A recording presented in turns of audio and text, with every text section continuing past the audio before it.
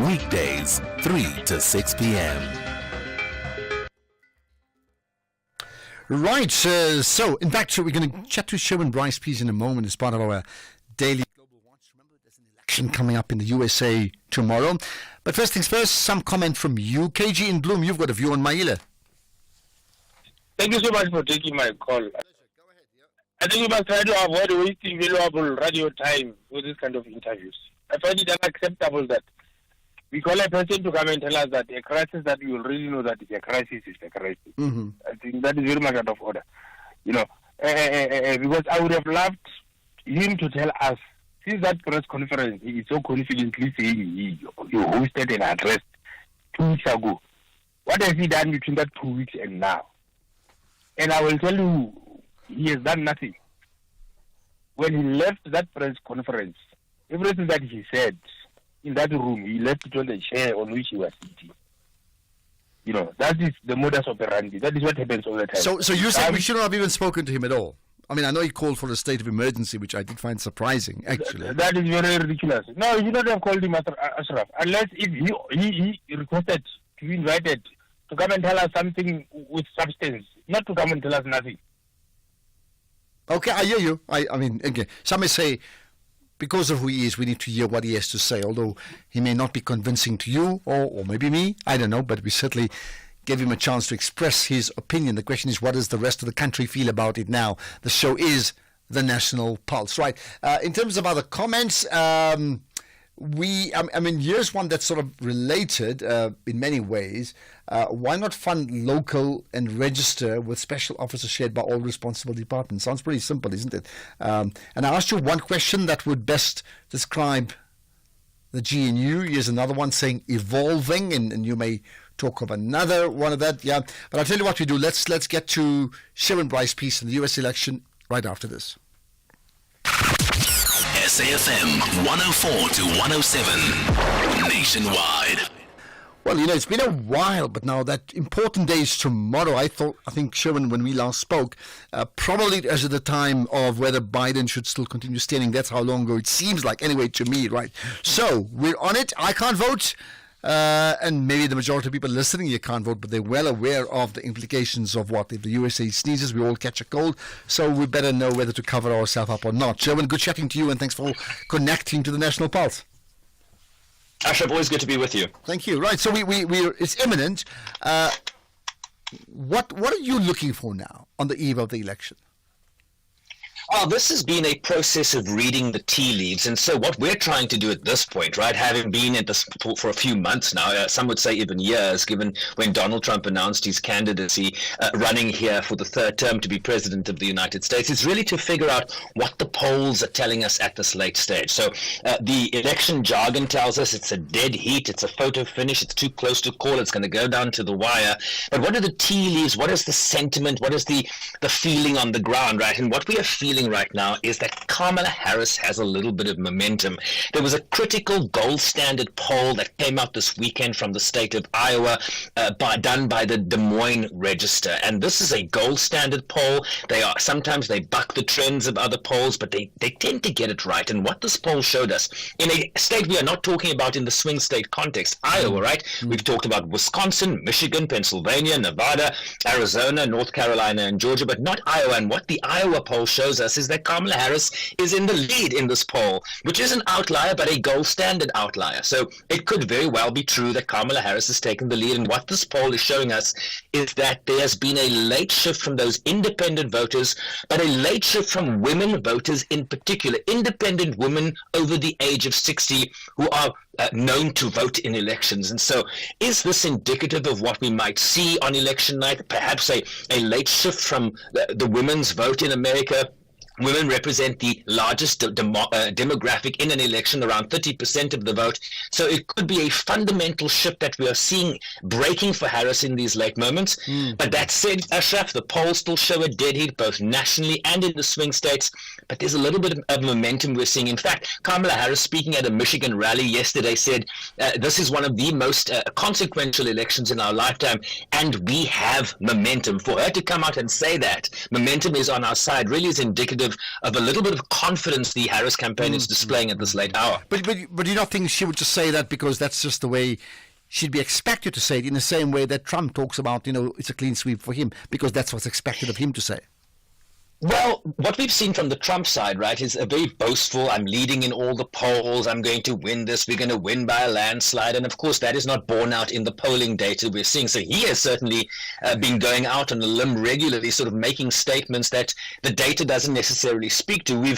The Harris campaign up until now has been a little bit more circumspect. So when we see this kind of, we have momentum, she has said, yes, we will win if we vote, but we have momentum is very indicative of kind of a little bit of confidence we are seeing in this late hour from the Harris campaign. And if you look at the polling, right, she has a little bit of an advantage in places like Georgia, in places like North Carolina. It's a dead heat in Pennsylvania, a dead heat in some polls in Michigan, but she also has a little bit of momentum in Wisconsin. And so she's leading a little bit in Nevada. So if that is borne out come the tabulation of these results starting tomorrow, she's going to win this. The question is, if the polls are 100% accurate, we might be going into the week in terms of a few days, in terms of figuring out who wins this, like we did in 2020. But if the polls if the margin of error in these polls, which has been between 2 and 5%, goes in a certain direction consistently, we could have an early night tomorrow. You think, you mean you'd know that quickly? Early night. Let me ask you this. Just explain what is meant by the Electoral College, because that's very different to the way we vote in South Africa. And I certainly want the audience to be able to better understand that when they would do, as I would do, check out the results unfolding.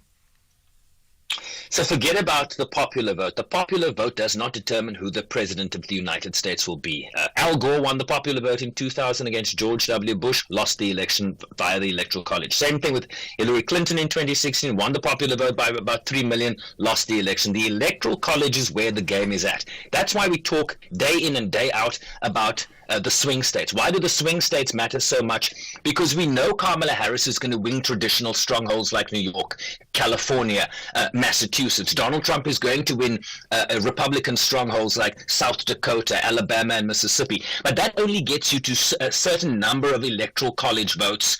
And the magic number is 270. So to get to 270, you need to win a collection of states that represent the same number of representatives you have in Congress. So your members of the House of Representatives and the Senate is how many Electoral College votes are represented by each state. I think the number in New York, for example, is around 28. The number in California is around 54, because they have 52 House representatives and 2 senators. And so winning a collection of states to get to 270 is where the game is at. But because your traditional strongholds don't give you 270, you must win these purple states that sometimes go red or sometimes go blue. And that's why the focus is on places like North Carolina, on Georgia, Wisconsin, and the like, because that gets you to 270. And that's where the split is right now between Harris and Trump. The focus is on these swing states because they both need 270, and they can't just do it with the traditional strongholds. Okay, just a quick one-liner as we wrap up. Why does whoever comes into power matter to South Africa? Quick answer on that. Well, the United States is the largest economy in the world. It is a Security Council permanent member, and it has a lot of influence and reach around the world. Just look at how influential the United States is in terms of what is happening in Gaza. South Africa wants AGOA to be renewed. The U.S. is a big funder of things like you've made your point. All these things matter. You've made your point. I've made a note as well. Thank you. We'll probably check just after the elections. Whew, what a day. Time for that face mask. Leave the face mask on for 2 minutes. 2 minutes? That's not even enough time for it to work. I can't even send an email in 2 minutes or make a cup of coffee. With Santam, 2 minutes is enough to insure your car online. When you're fully protected with the expert insurer, you're free to live in the moment, not in the worry. Santam. This is freedom. Santam is an authorized FSP, a licensed non-life insurer and controlling company for its group companies. Our role must be to seek to build a better world. SAFM invites you to our annual public lecture delivered by former Minister Dr. Naledi Pandor. The theme for the lecture is 30 Years of South African Freedom. Reimagining South Africa's democracy, achievements, challenges, and the road ahead. in protecting our democratic gains. The lecture will take place on the 21st of November 2024 at the Birchwood Hotel and Conference Center. Secure your seat by emailing us at info@safm.co.za. Today, I'm part of seeking to build a better South Africa. SAFM, leading the conversations that move us. The National Pulse with Ashraf Garda. And by the way, just talking about that very important event that the SAFM is hosting, get there, Former Minister Naledi Pandor, you certainly want to hear what she has to say, and that's this year's theme, 30 years of South African democracy, coming from her specifically. I'm sure you'd want to know all about that. So let me remind you, to get your seat, email info@safm.coza, info@safm.coza, and this lecture, 21st of November, just diarize it right away, 21st November at the Birchwood Hotel and Conference Center in Boksburg, very near the airport if you are flying in by plane. Whichever it is, basically what I'm saying to you is just get there. Here, there, and everywhere. SAFM 105.1 FM in Johannesburg.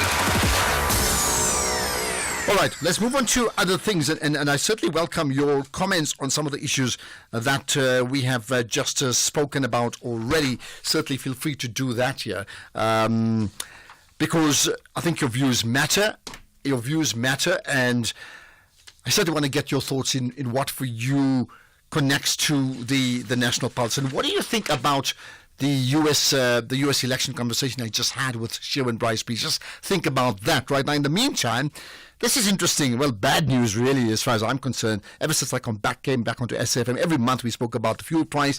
And you know what? It's been going down and down and down. Well, something's happened that doesn't impress someone, because the fuel price is now suddenly gone up, right? I understand that 93 and 95 octane petrol will increase by 25 cents per litre from Wednesday this week, which is what? Tomorrow night, if I've got my maths right. Let's find out more about it with Robert Marke, Director of Fuel Pricing at the Department of Mineral Resources and Energy. Robert, appreciate your time here on the National Pulse. Good afternoon, and good afternoon to the listeners. Thank you. Right. What has changed? The only thing that has changed is the oil price. It's higher than the previous month on average, and this was mainly due to what happened between Israel and Iran. Remember, Israel attacked Iran first, and Iran attacked Israel. Israel retaliated, and people thought that when Israel retaliated, they'll hit the energy infrastructure in Iran, but unfortunately, that was not the case. Unfortunately, the market has already built up an increase. They were expecting an increase in the oil price. So we saw the oil price going above $77 per barrel, but it has since gone down. Unfortunately, on average, it was still higher than the previous month. And that's caused the change. So how would you evaluate a 25 cents per litre increase? 25 cents really is made up of, as I said, the rand actually cushioned these prices by 8 cents. So if the rand was not stronger, we could have seen another 8 cents added to these prices. Okay. So maybe, Yeah, carry on. Yeah, I'm just saying mainly this the average oil price, which led to higher prices of finished product. Okay, now, one of the concerns that I'm sure most of the audience would have would be that, when you look at the interest rates increases, it goes up, and sometimes it goes on for a good few years, and then you get a dip, and then hopefully it stabilizes or goes down. I hope we're not going to get a situation now that this has gone up, we may find that in a few months' time we'd have it going up again. Well, look, this is the situation that is not within our control, because we are mainly dependent on what happened to the international market as far as the oil price is concerned, the prices of finished product is concerned, and also the rand-dollar exchange rate. These are two elements or factors that can go either way. They can go up or down or stay the same depending on geopolitics. So we just hope that the standoff between Israel and Iran does not go beyond what it is currently, because that could lead to a serious problem in terms of the oil price. But what I've also read in the media about the OPEC, Organization of Petroleum Exporting Countries, is that they are thinking about increasing production. Remember, from sometimes last year, they decided to reduce production of oil, hoping that the prices will go up. But unfortunately, because of supply from non-OPEC members and other countries, they could not really get the prices going to where they expected them. So it looks like finally they'll also be ramping up their production, because some of these countries depend on the sale of oil to generate revenue for their countries. So they also want to sell more oil. So very, very concerning, and I certainly hope we don't have this. I want the roller coaster. I want it to go down next time round, as opposed to going up and up and up. Well, thank you for your time, Robert Market, Director of Fuel Pricing at the Department of Mineral Resources and Energy. So after a long time, get ready to get to the fuel tank, and for our petrol, 25% change happening effectively midnight tomorrow night. Right. What about your thoughts on some of the issues we've been talking about? I asked you for your one word that best describes the GNU, but before I get to that, there's a comment on the state of emergency that we discussed with Lebogang Maile. Good afternoon, Ashraf. Ashraf, this Maile guy. What state of emergency? I mean, the ANC let things to decay. They always leave things, they ruin them. Then after that, they want a state of emergency. All they want is just money, so they can just steal it and eat it, because it's taxpayers' money. Thank you, Martin. Okay, you clearly have made your point that you're not impressed with the call for the state of emergency with regard to the selling of foodstuff in mainly spaza shops in townships, right? Good afternoon, Ashraf. One word to describe the GNU would be challenging. This because week after week, since the formation of the GNU, we've had nothing but unconsensus dialogues from either parties. No party reaches no consensus, none whatsoever. So challenging would be the best way to describe the GNU. Daniel here in Bryanston. Thank you. I think I must also find my own one word to describe the GNU. Let me give it some attention, and I'll give it to you just after the news. And just to prove that point, I mean, there's been a call from the DA to bring back the Scorpions. Yeah, we'll talk about that to Glynis Breitenbach just on the other side of the news, and my one word as well that best describes the GNU as I see it. But first things first, it's the news at 4 years to Nayo Matau.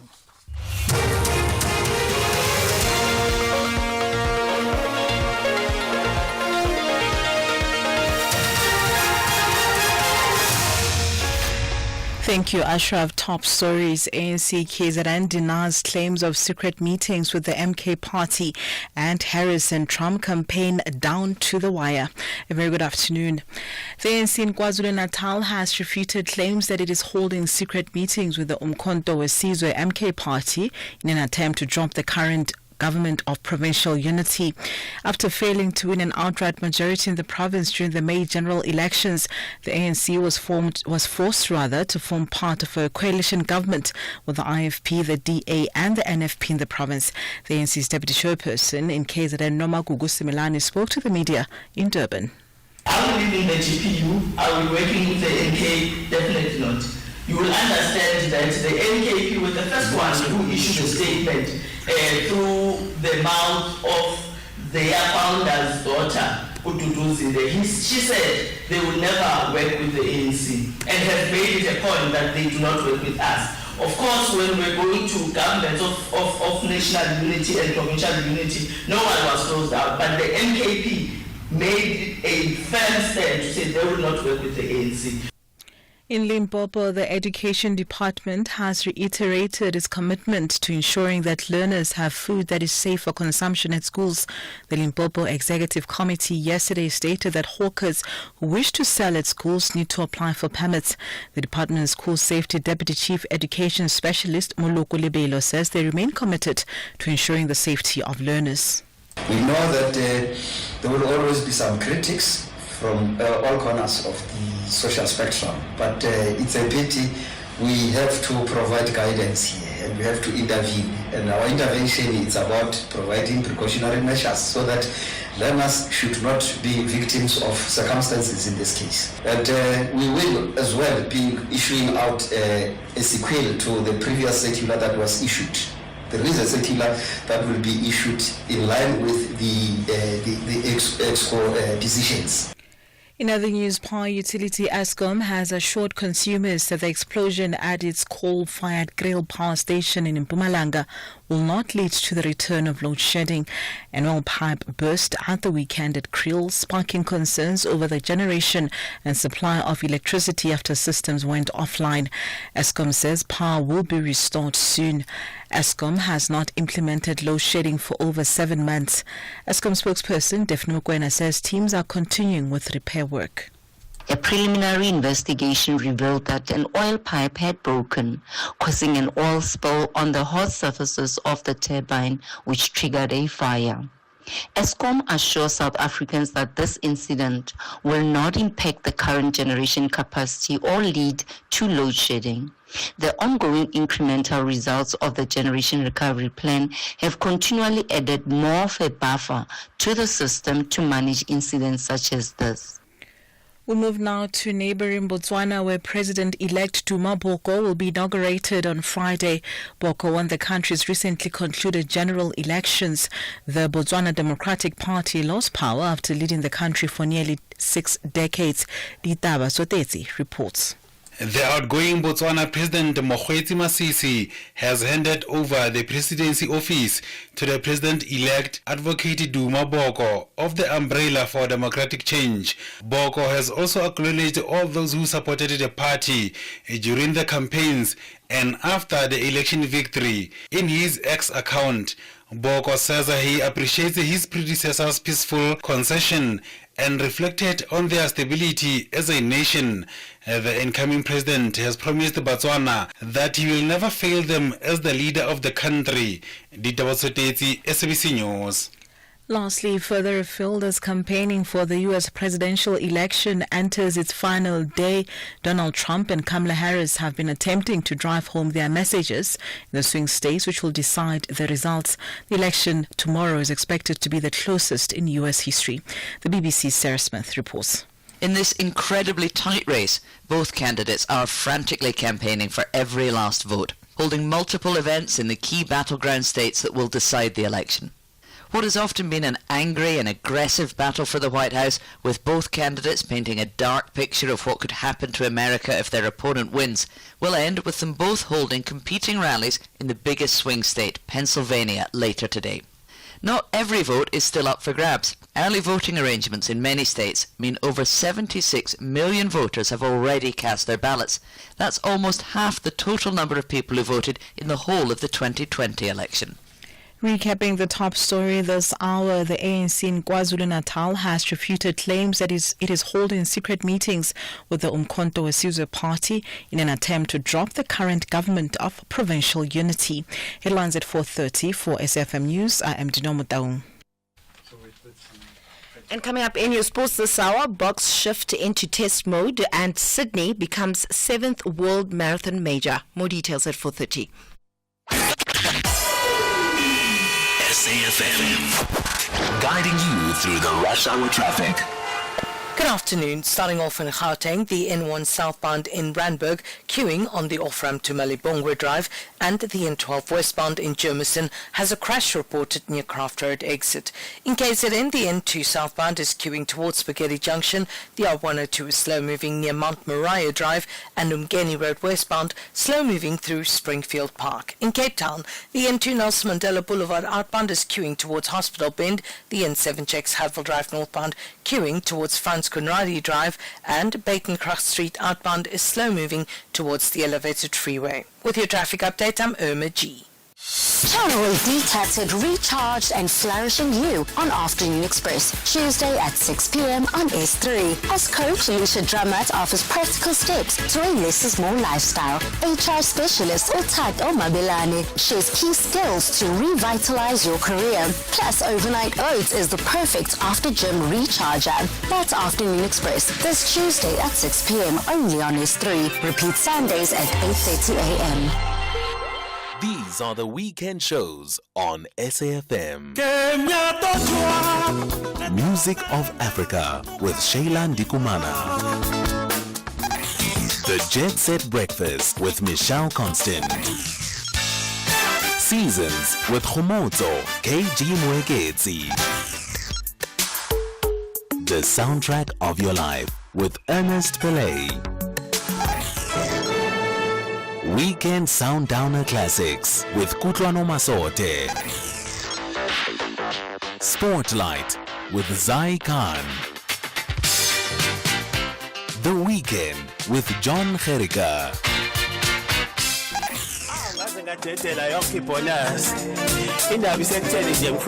Rhythm of Africa with Shayla Ndikumana. This is SAFM. The National Pulse with Ashraf Garda on SAFM.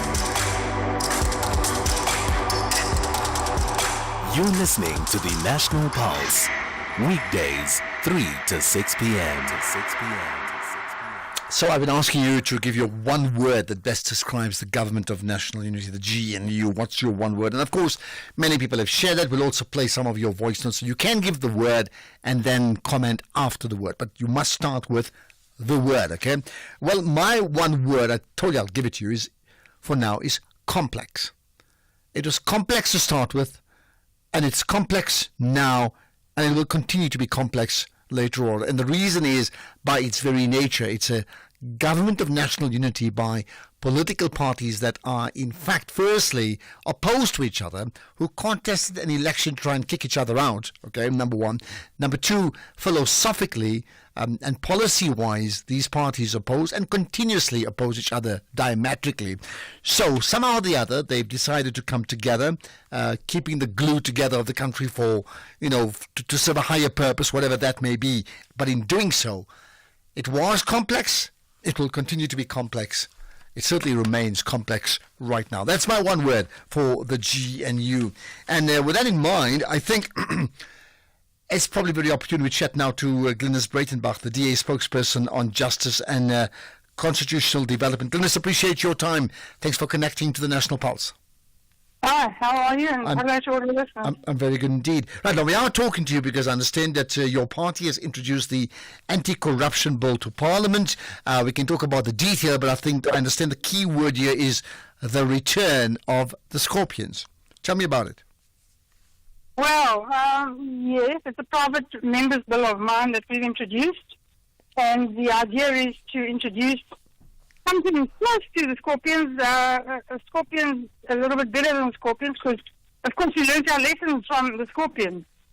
So it proposes an anti-corruption commission, which is a corruption-busting unit that will deal with high-level corruption and organized crime, and it will be housed in a Chapter 9 institution, which requires a constitutional amendment, in order to make it very, very difficult to close it down, because we all remember that the Scorpions were closed down very unceremoniously after they went after politicians. With a 50+1% majority in Parliament, they were just closed down.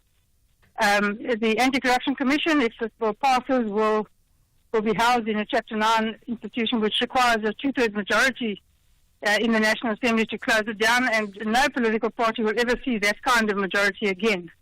And so it will make it much more difficult to close down. It will make it as independent as it's possible to make it, and it will allow it to negotiate its own budget from Treasury, which frees it from the predilections of the Department of Justice.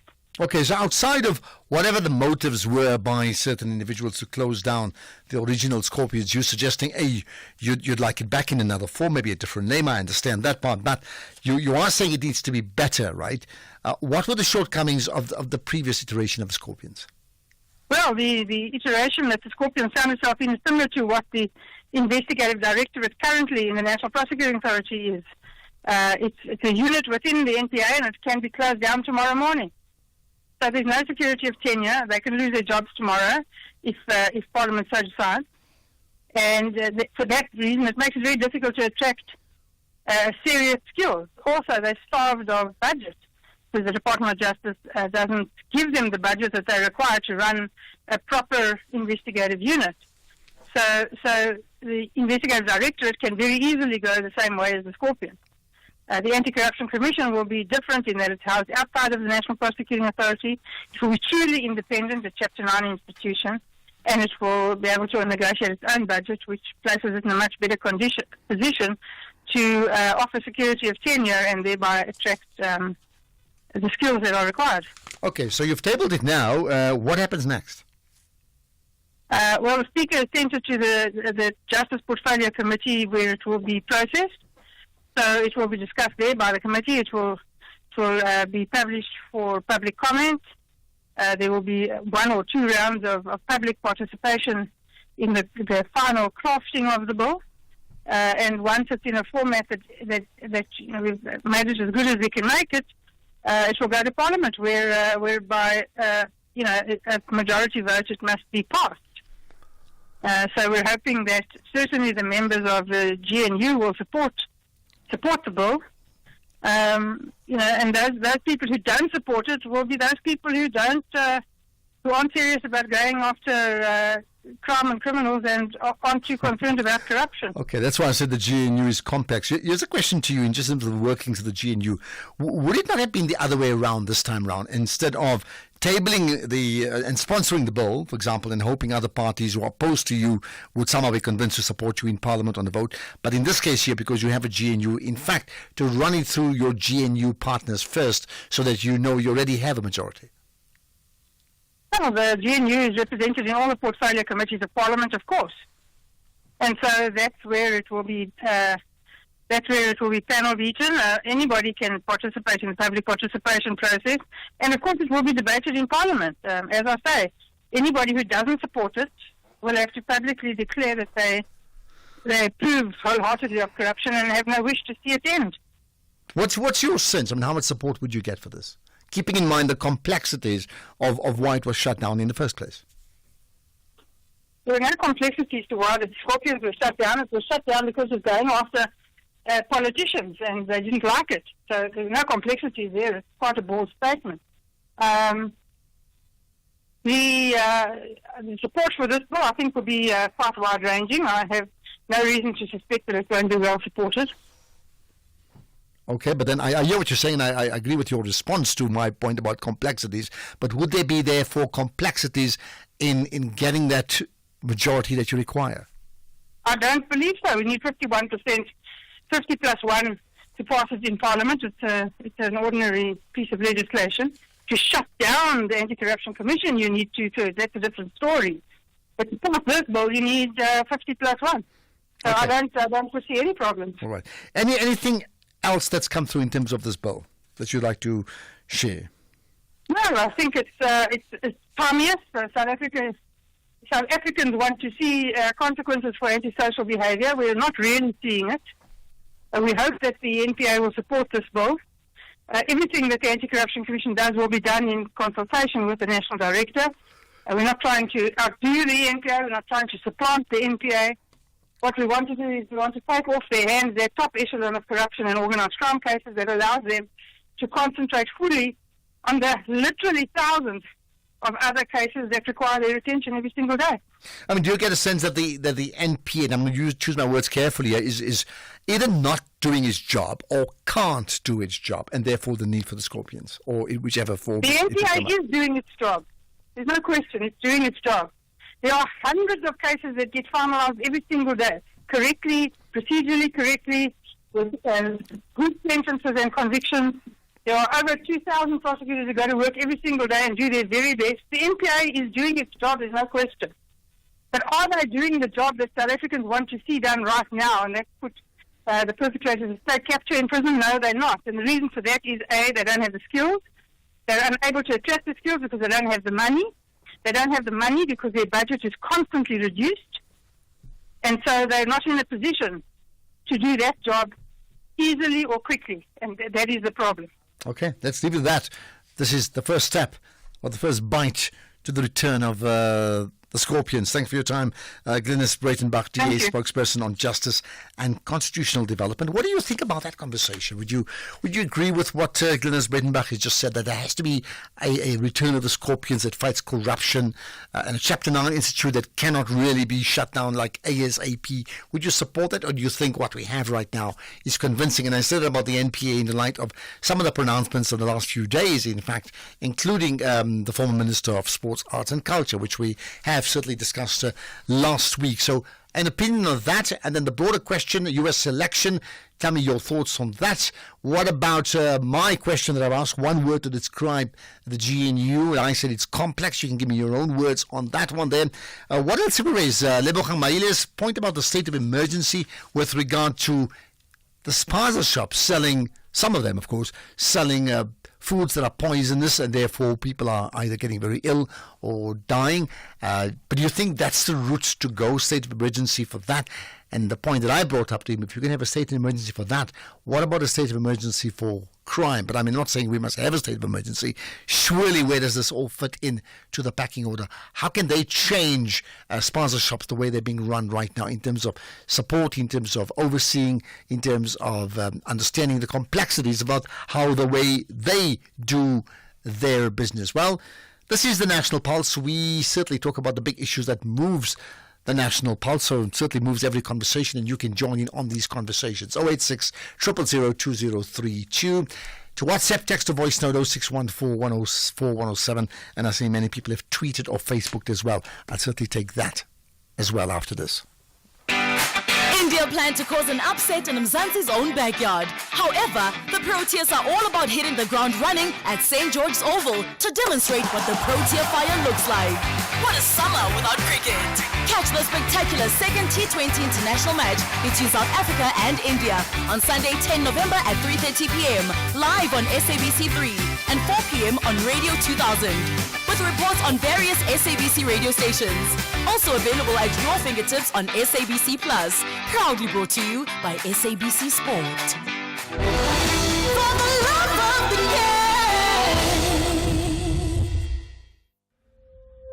Our role must be to seek to build a better world. SAFM invites you to our annual public lecture delivered by former Minister Dr. Naledi Pandor. The theme for the lecture is 30 Years of South African Freedom. Reimagining South Africa's democracy, achievements, challenges, and the road ahead in protecting our democratic gains. The lecture will take place on the 21st of November 2024 at the Birchwood Hotel and Conference Center. Secure your seat by emailing us at info@safm.co.za. Today, I'm part of seeking to build a better South Africa. SAFM, leading the conversations that move us. You're listening to the National Pulse on SAFM. Okay, let's get your comments. I certainly wanted. TG has strong views. TG saying, Ashraf, there is no need for the state of emergency, and what the government was supposed to do was to close all the tuck shops. As they say, they are investigating, and to hear people like Maile talking about things they know nothing about is regrettable and unfortunate, and does Maile understand the word state of emergency, or he's just talking without thinking, and the solution is close down all these shops for the sake of our children and the future? Well, there we are. That's one. Here's another one. So one word for the GNU, disable. Okay, wow. Let's get your comments via WhatsApp, and predictably, there are so many people who have views about the GNU. Good afternoon, Ashraf. This is Makwara Shinazo from Toyando. If I would describe this GNU in one word, I would say chaotic. Chaotic. Okay. Can't argue with that, can I? Every day goes by, and that's why we have these conversations about the GNU. The one word to describe the GNU would be accountability. But where does it say? I mean, so that's what you describe. It's state now, or what do you think it should be doing? Does the GNU get reflected by its accountability? Seriously? Good afternoon, Mr. A. No, the GNU is there and is going to stay there for the next 5 years. But we must expect for the next 5 years, there will always be remarks from either from one camp or from another camp. And it will continue to be like that for the next 5 years. In 2026, there's an election, but still, even after that, they will still continue to have some bickering here. And it's normal. I mean, these are different parties. Pastor Cape Town. Okay, let's get comments. There's more on the GNU, so keep them coming. But let's talk about spaza shops, right? Temba in Quebec. Hi, Temba. Ashraf, how are you? Yeah, good indeed. Go ahead. Your point? Yeah, Ashraf, I want to appreciate SAFM guys for keeping this food poisoning or spaza shop issue on air. I'm doing that sincerely, and I'm doing the same appreciation to Maile. He seems to be listening to SAFM, or he's taking his advisors seriously, because they do listen to SAFM. In the morning, I was in East London, I made the call, but government is failing. Government is failing to take this matter seriously. They are not strategic in dealing with it. They are not scientific. They don't want to get involved. They just want to do publicity stuff. Firstly, for me, is to simply do an audit in municipalities, which can be done in 5 days, and the outcome will be out. Which communities or settlements or areas have got rodents? Municipalities must do that audit and publicize. And in publicizing that, they must respond in dealing with rodents. Then the second part is government at the national level opening up consultations with shopkeepers, whether foreign or national in South Africa. They must talk to them and advise them of what is legal to use in terms of poisoning, whatever, or keeping their environment clean. And they must tell them to stop to use those that are outlawed in the country and those that have been found to be killing the kids. So within 2 weeks, 3 weeks, the matter can be controlled. Then go to the source manufacturing. Where are these products being manufactured? Let's stop going to the streets now. We've been there. Well, I mean, that's I hear you. That's my feeling as well. I mean, where does the supply come from? Clearly. Yes. And, yes. I concur with you. Yeah. Let's go to that source, and so that we can understand that their processes are up scratch, and let's see their security around their production system. Okay. I agree with you, Themba. I think you can't sell poisonous stuff. Absolutely not. You don't need a state of emergency. You just need a state of commitment to wanting to get this done, because like this is wrong, there's 100 other things that are wrong with our country. We're just letting it roll. If that's the case, we could have 100 states of emergency every single day, if you get my point. Thanks for that call. Hassan Logan, let's get your thoughts. Hi. Hassan, do I have you there? Listen, it seems like I'm chasing Themba, because this morning too, when you spoke, I'm following.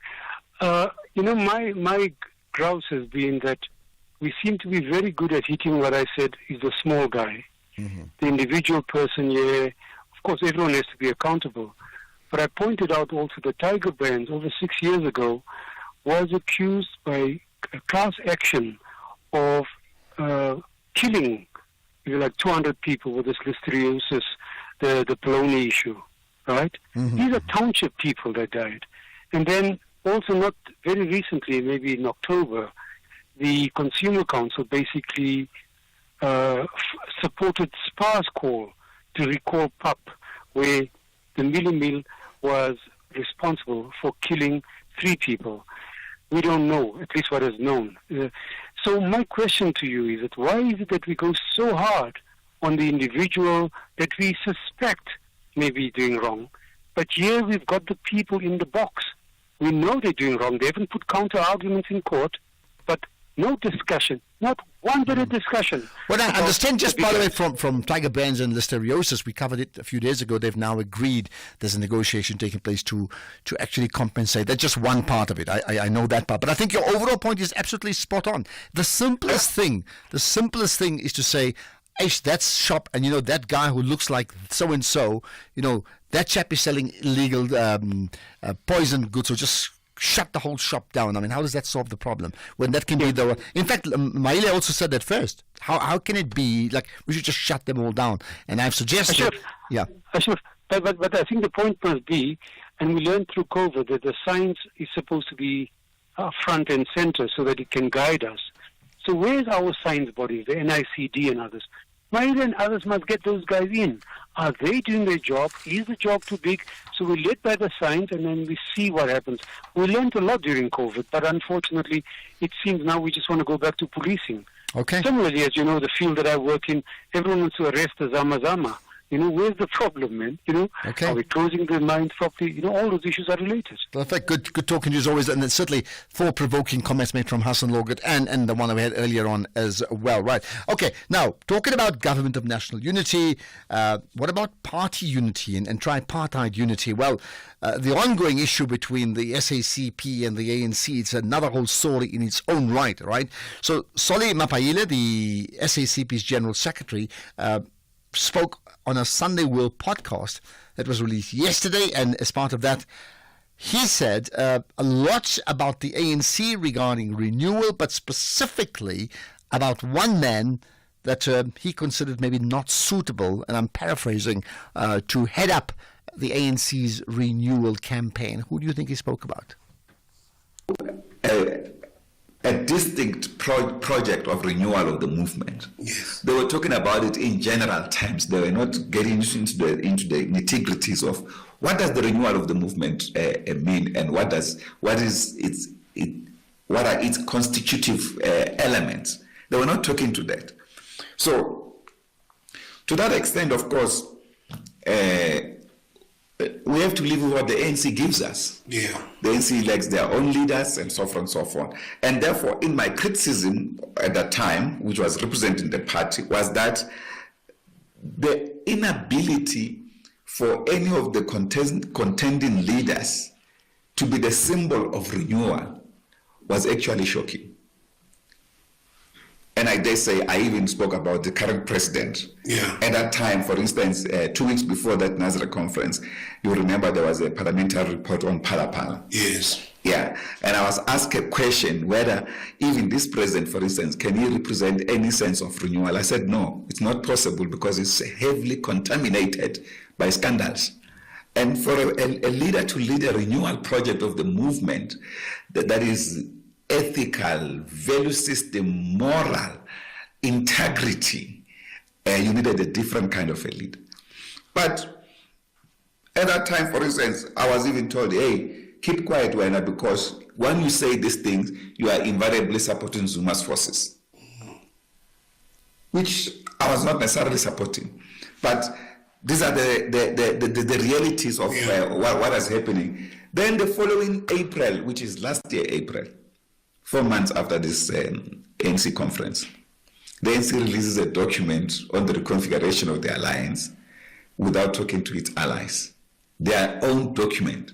Our document took several years to pull together, and ultimately we agreed on a common document.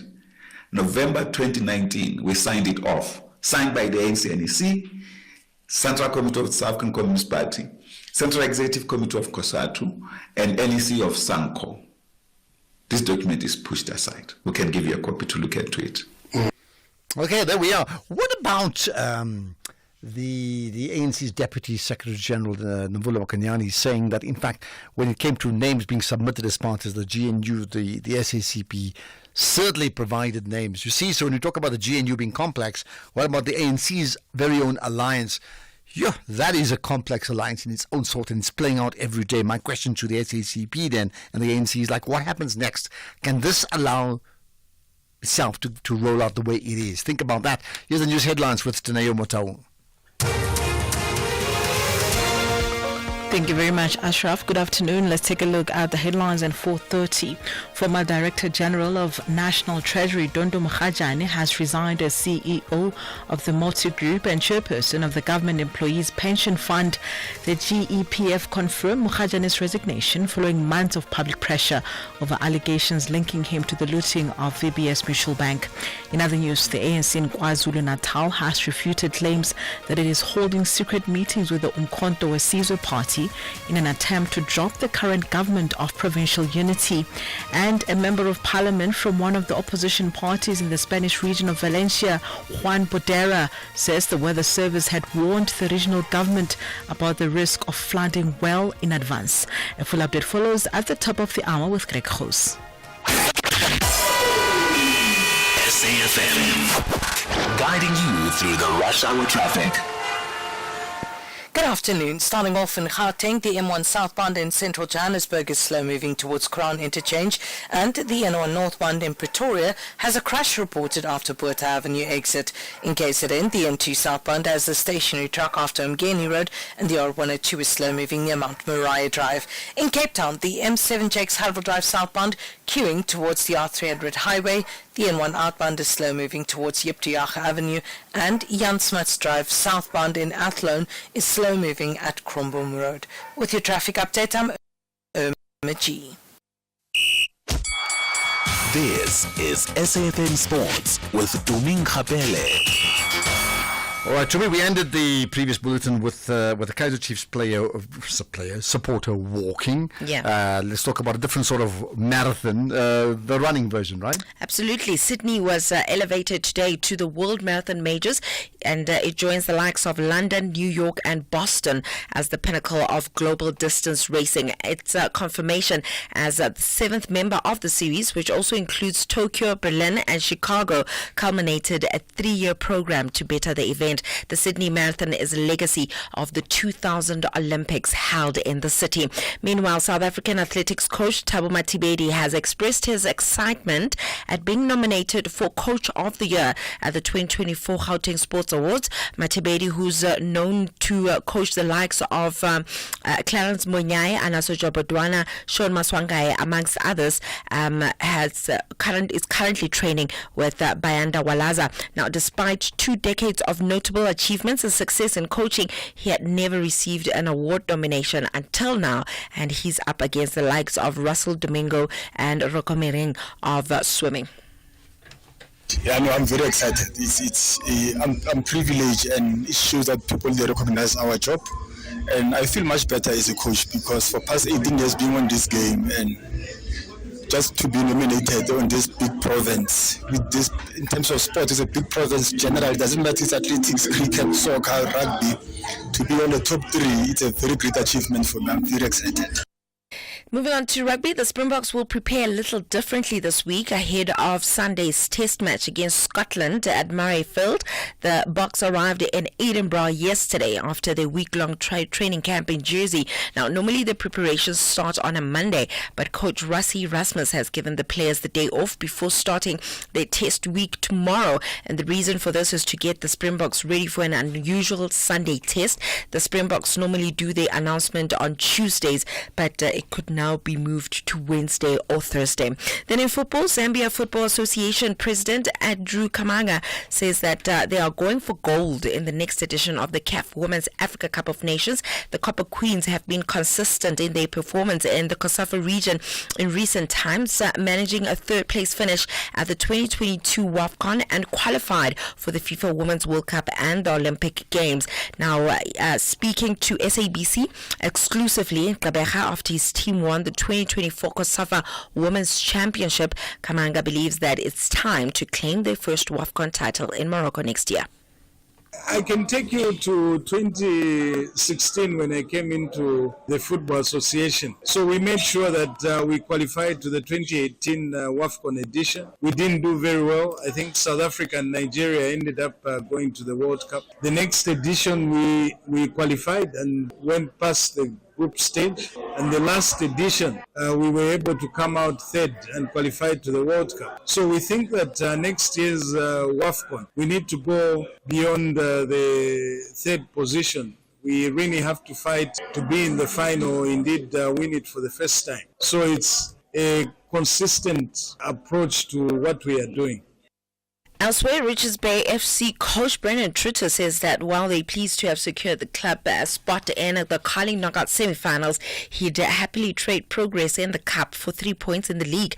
The Natal Ridge boys have won just one of their 6 games in the Betway Premiership this season, piling the pressure on Truter since his appointment. And although his charges eliminated Cape Town City on penalties, the coach explained why victory was bittersweet.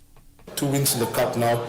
I would have changed it any day for 3 points or 6 points. That's our bread and butter. But so far in the league, nobody realized in the 7 games we played, 5 of the top 6 that ended last season in terms of Pirates, Sekhukhune was third or fourth. Stellenbosch was third. And Cape Town City now is well in there. And we are from Galaxy also the first game. So it was a tough opening, 8 games so far. But I'm very confident that Happy Days is ahead. We should just get first beyond the 10 games. And then I'm pretty sure we'll kick off from there. We have Pirates on Tuesday. And then we are finished with it for the rest of the season. So it's looking good. The future's looking very good, especially with the progress we're making in this thing. In tennis, American Taylor Fritz became the 5th player to book his spot in the 8-man ATP finals in Turin after last week's Paris Masters. Fritz joins already qualified Yannick Sinner, Alexander Zverev, Carlos Alcaraz and Neil Medvedev for the event in northern Italy, and that is happening from the 10th to the 17th of November. Novak Djokovic missed the Paris Masters but remains in the running in 6th spot. With that said, it's a wrap from my side for now. I have more in the next hour. All right, and I'm just looking ahead to the Springboks International Tour and domestic football. You don't have to comment about it. I mean, there's lots of pluses, of the jigsaw puzzle that need to fit in, isn't it? For many clubs and the Springbok team. Absolutely. We'll talk about that maybe later on. Absolutely. More sport in an hour. The Chill Zone with Bertha Charuma. You are in the arts, and the arts are not easy.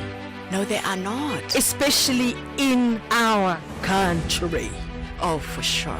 It's a sacrifice of mind, body, and soul while you're trying to make a living. You're right. In our country, it's paramountly difficult.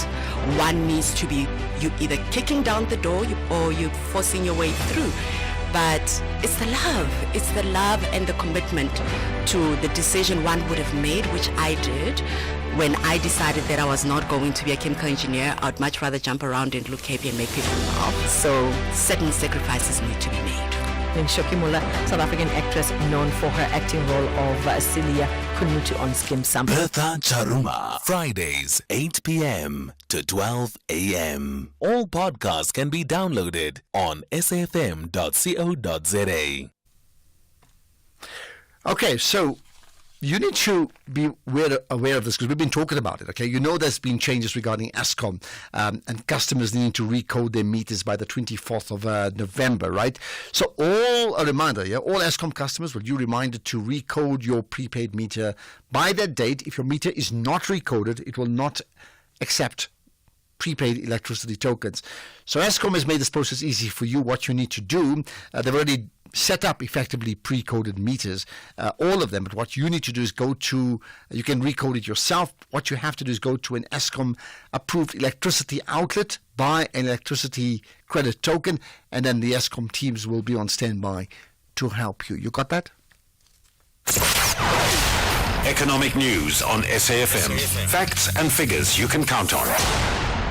Makwe Masilela with us. He's the Chief Investment Officer at Makwe Fund Managers. Good connecting as always, Makwe. So you've got the local and international markets in a moment, but there's some fascinating news regarding the owner of township and rural malls, right? Yeah, and that's exemplar. And good afternoon to you and to the listeners. These guys, they own almost 26 retail malls.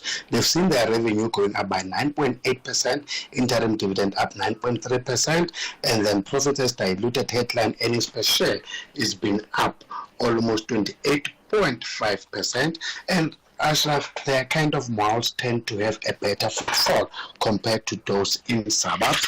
And when it comes to the markets, as much as we expect interest rate decisions from the US on Thursday and also POE on Thursday and Australia tomorrow, investors are largely on the edge before tomorrow's US presidential election, with recent polls showing that the race is tight, but recent increases in the dollar and treasury yields can partly be attributed to the traders positioning for a Trump victory, which is expected to result in more inflationary policies, meaning should Democrats win, then we should expect an unwinding of those positions. And today's reports that some polling data indicates that Kamala Harris might be edging ahead in some swing states.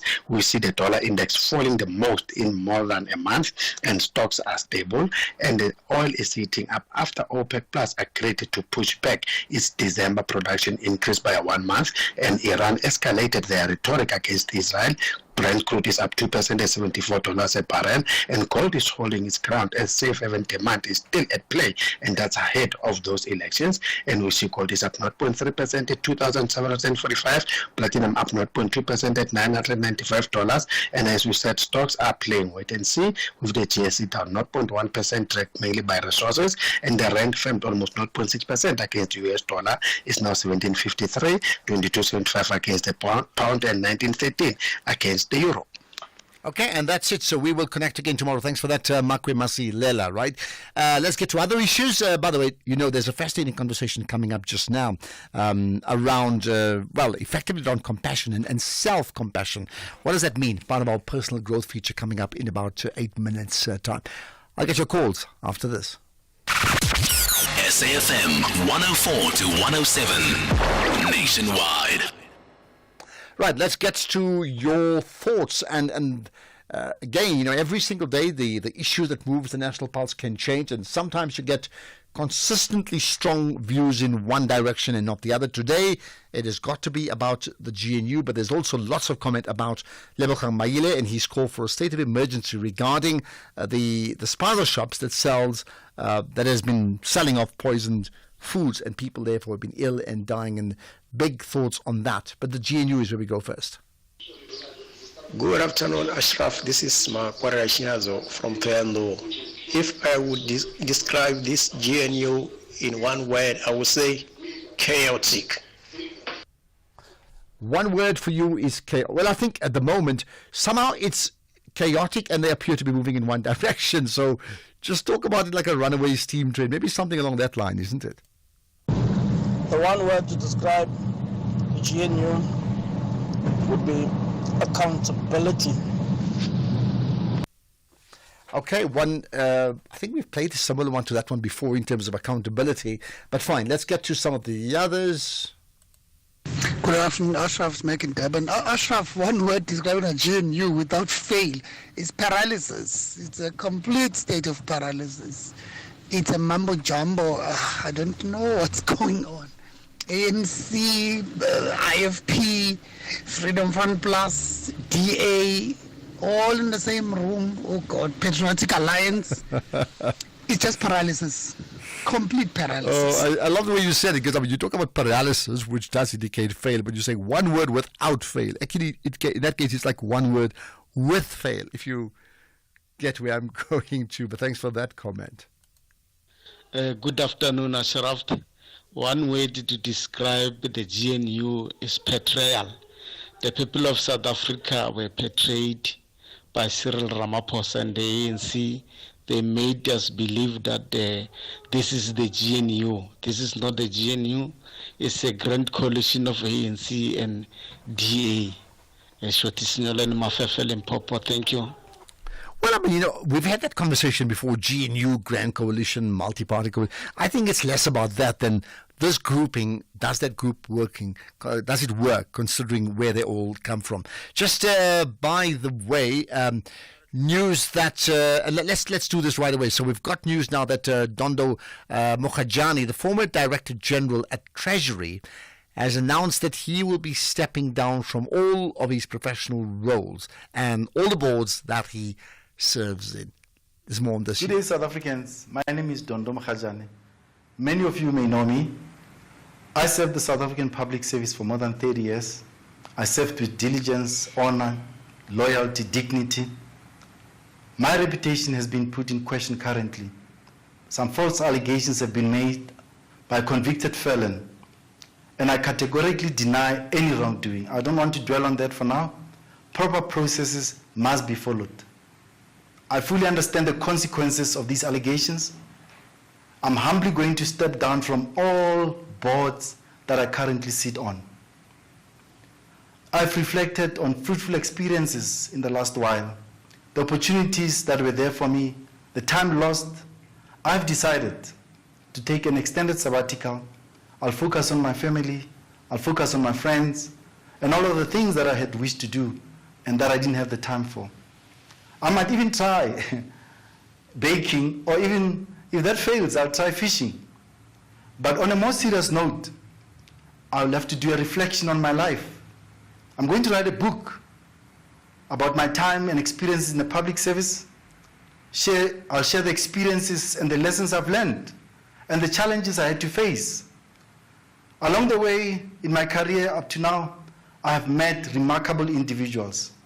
I acknowledge their contribution in my life and the journey that I took. This is not the end of Dondom Khajane. It's a new chapter that is beginning. Who knows? This chapter might include a bright future in politics. Thank you very much and all the best. Okay, you want to comment on that? Feel free to do so, because we pick up on all the issues that that collectively drives the National Pulse. Calls 086 000 2032. WhatsApp, text, voice notes 0614 104 107. Right, talking about voice notes and other comments, there's still lots of discussion around what happened, remember, in Botswana.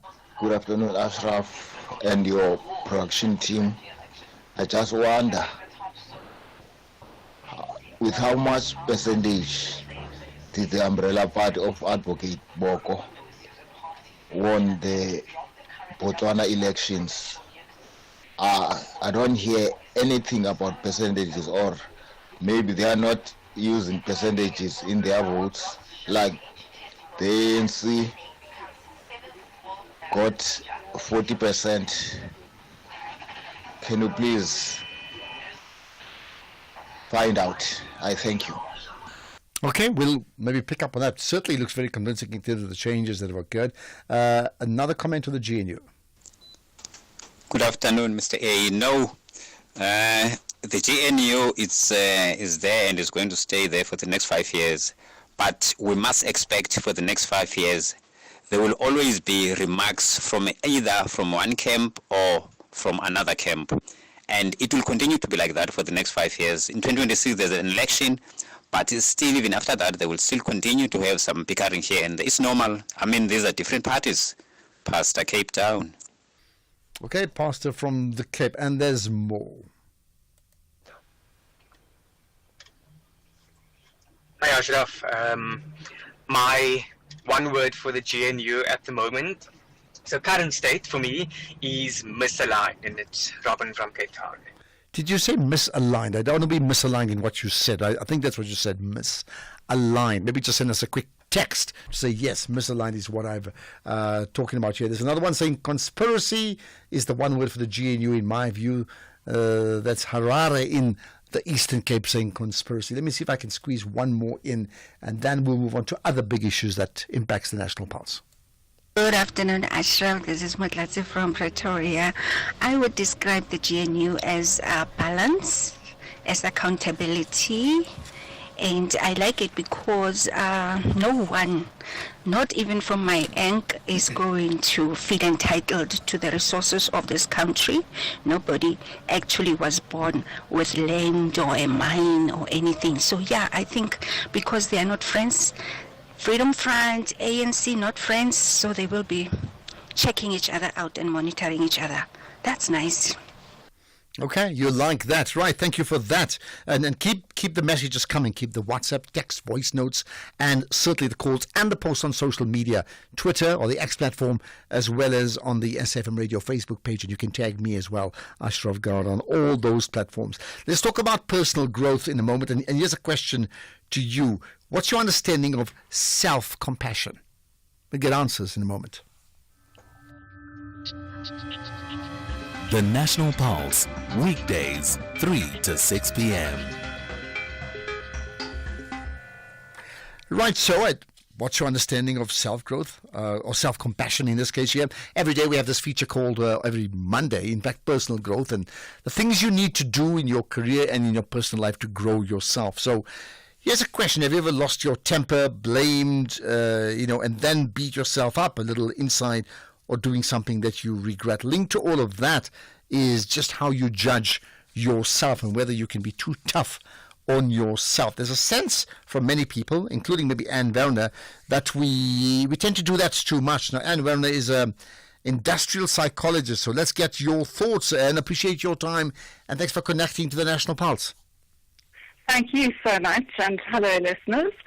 And yes, the whole concept of self-compassion is so important. And if we were to think about it, it's not really any different from the compassion that you would show anybody else. It just seems to be a little foreign to give ourselves that kindness.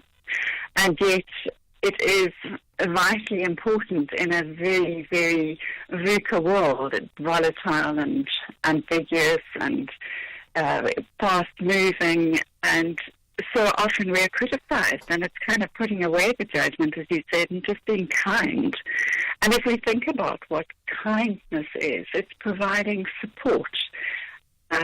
Somebody says of self-compassion, what do I need? And when you talk to a friend about things that they need, it's said out of kindness, and one feels a sense of somebody really cares about me. So asking yourself, what do I really need at this time after, as you said, you've had a really tough day or you've lost it at work. And it's just time to actually pause. Often it's really useful to sort of tap into our mammalian type physicality, where we are drawn to warmth and a very gentle and soothing voice. And so talking to ourselves kindly, putting your hands over your heart, holding your hands and just taking comfort from the physical can be very supportive at that time, as can stopping and breathing into things and just not running away from the suffering, but walking towards it. Kind of in the same way that a child would go to a mother or to a father or to any caregiver, they walk towards somebody to share their pain. And in the same way, we can share our suffering by walking towards ourselves. We need to deal with it, kind of handle it, accept it. And one of the big things around that as well is knowing that you're not alone. You know, the world is not perfect. We are not perfect. Wrong, bad things happen. And that's kind of very much it. So a sense of this shouldn't happen to me or nobody else experiences this is not true. So many people at so many times are experiencing really tough and awful situations and a lot of suffering. And then, of course, the whole notion of breathing and meditating and being aware of your thoughts and what it is that you need. And by stepping into it, we also give ourselves an opportunity to uncover what it is, because it's only when we know what it is that we can do something to move through it and to try and fix something. So often people think I've got to fix something immediately, and then they're not in a correct framework to go about doing that. But, I mean, here's a question. I hear what you're saying, but how do you speak to someone who's not self-aware, who's not in control of what they're thinking, and being reflective, and therefore is prone to making irrational decisions, amongst them those that are less reflective and therefore less compassionate to themselves at a time when they need to be compassionate? So what I'm asking you is, what's the trigger, not for those who do it well because they know exactly what they need to do, what's the trigger for the majority, and I think it's the majority, who are struggling with truly understanding themselves and how they need to approach key decision-making of introspection and external decision-making every single day? Okay, it's an interesting question because so many of us beat ourselves up and we just never feel that we are good enough.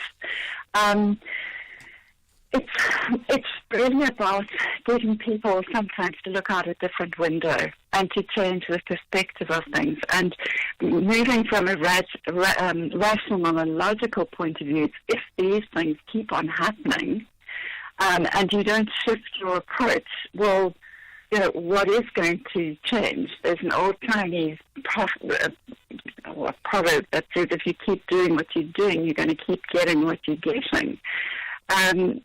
So it's really about stopping and pausing for reflection. And somebody can do that. I mean, they might be fast and quick and want to get on the ball, but at some stage, if they're brought to their knees because nothing ever works for them and it all goes wrong, there's got to be a point where they question things. And that reflection and awareness can allow them just a place to pause, and then also to reach out to somebody for help. And I mean, I suppose you don't have to mention names, but you would probably be able to share anecdotes of people who've done what you've suggested and how that's changed them. I mean, can you share one or two, anonymously, of course? Well, it's just such a common thing, and it happens all the time that people really do doubt themselves and they underplay their worth. Yes, when people take a stand and they make an intention to do something differently, and let's say, for example, somebody's always harsh about themselves and they don't believe their worth and they're charging too little for the brilliant work that they're doing, so much so that as a single mum, she can't support her children in doing extramurals, which they're longing to do. The moment one taps into a sense of self and a sense of I am good enough, I can be kind to myself by honoring myself and actually putting out fees that are worthy of my time and my expertise, will really make a difference. And she did that, and she had a little chart on her computer, and every time there was a kind of feeling, oh no, this person can't afford this or whatever, she realized, but hang on, this is for me, this is my work, this is what I'm wanting, and would grow accordingly, and her kids are doing every extramural they want under the sun.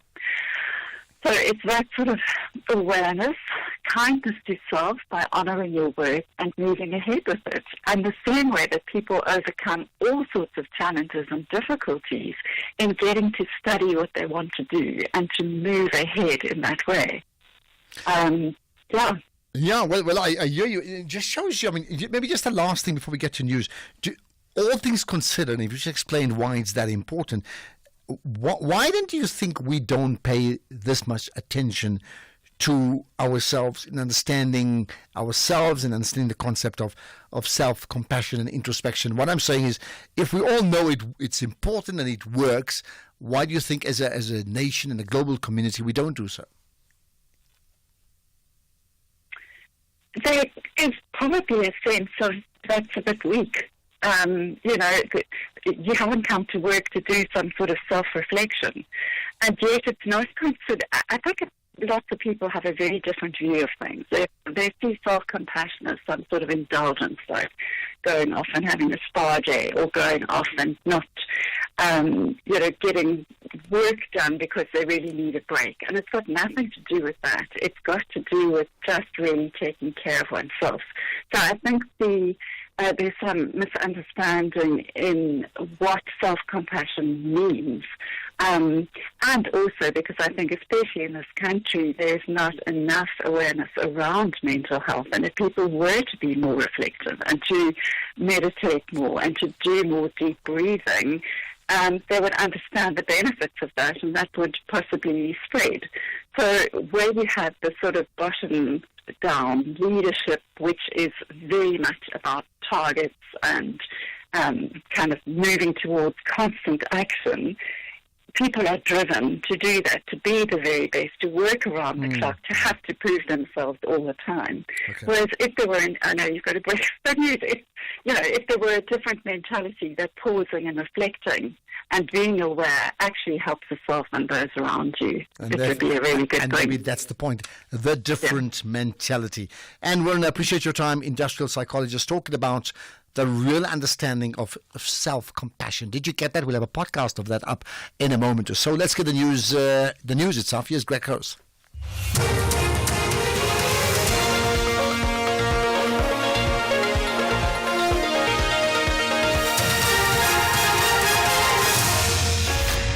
Thank you. Ashraf Mokhojani resigns as chair of Government Pension Fund and outrage over Spain flood warnings. Good day to you. The former Director General of National Treasury, Dondo Mokhojani, has resigned as the CEO of the Moti Group and as chairperson of the Government Employees Pension Fund. The fund confirmed his resignation following months of public pressure over allegations linking him to the looting of the VBS Mutual Bank. Last week, the finance minister announced that he will deal with the reputational risk posed by Mokhojani at the helm of the pension fund. However, Mokhojani has maintained his innocence. My reputation has been put in question currently. Some false allegations have been made by a convicted felon, and I categorically deny any wrongdoing. I don't want to dwell on that for now. Proper processes must be followed. I fully understand the consequences of these allegations. I'm humbly going to step down from all boards that I currently sit on. I've reflected on fruitful experiences in the last while, the opportunities that were there for me, the time lost. I've decided to take an extended sabbatical. I'll focus on my family, I'll focus on my friends, and all of the things that I had wished to do and that I didn't have the time for. The ANC in KwaZulu-Natal's refuted claims it is holding secret meetings with the MK party in an attempt to drop the current government to provincial unity. After failing to win an outright majority in the province in the May elections, the ANC was forced to form part of a coalition government with the IFP, the DA and the NFP in the province. The ANC's deputy chairperson in KZN, Namakuku Simelane. Are we leaving the GPU? Are we working with the NK? Definitely not. You will understand that the NKP was the first one who issued a statement through the mouth of their founder's daughter, Utuduzinde. She said they will never work with the ANC and has made it a point that they do not work with us. Of course, when we're going to governments of national unity and provincial unity, no one was closed out, but the NKP made a firm stand to say they will not work with the ANC. So we are here, we work with those that want the development of the people of KwaZulu-Natal, and we will make sure that it actually works. Thank you. The NPA has welcomed the life sentence handed down to Daniel Smith by the High Court sitting at Vredendal in the Western Cape for the murder of a 13-year-old boy who was convicted a week ago for the murder of the teenager. The boy's body was found in a drain on his premises 2 years ago. The NPA's Eric Ntabasalila. It means a lot for us as the NPA, as our efforts are yielding fruit in terms of dealing with cases of this nature. But I think it means much more for the family of Jerobane, who was brutally murdered on that day. We are happy that we were able first to prove that he attempted to kill him in the first place. Remember, he said he was only guilty of reckless driving. We proved that it was an attempted murder. He also pleaded guilty to murder. We proved that it was premeditated murder. Alan Singh, the CEO of Video Vision Entertainment and producer of Mandela Long Walk to Freedom, has remembered the late music legend Quincy Jones. Jones died at his home in Los Angeles in the US yesterday at the age of 91. In a statement, Singh says he remembers Jones as a mentor and dear friend of over 40 years who he met in the mid-1980s while making anti-apartheid films. Singh has extended his condolences to Jones's family and friends. An MP from one of the opposition parties in the Spanish region of Valencia, Juan Budera, says weather experts had warned the regional government about the risk of flooding well in advance. This follows last week's flash floods that have killed more than 210 people so far. Authorities in the region have extended some traffic restrictions and school closures as the search for victims and cleanup operations continue. Budera elaborates. The Spanish National Meteorological Agency, which is the IMET, warned the regional government of Valencia, warned them 10 hours before they did anything.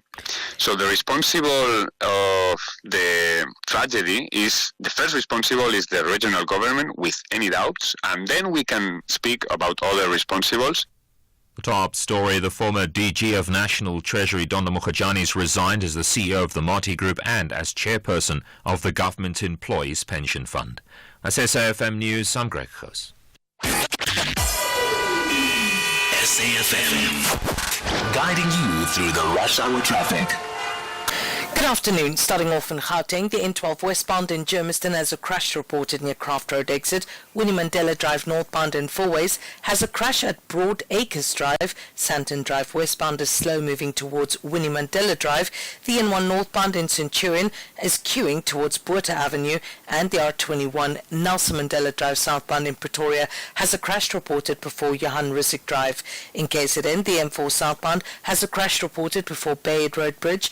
The M4 has flooding reported near Virginia Airport, causing heavy delays travelling north. The N2 southbound has a stationary truck after Umgeni Road. The N3 westbound is queuing towards Kato Ridge.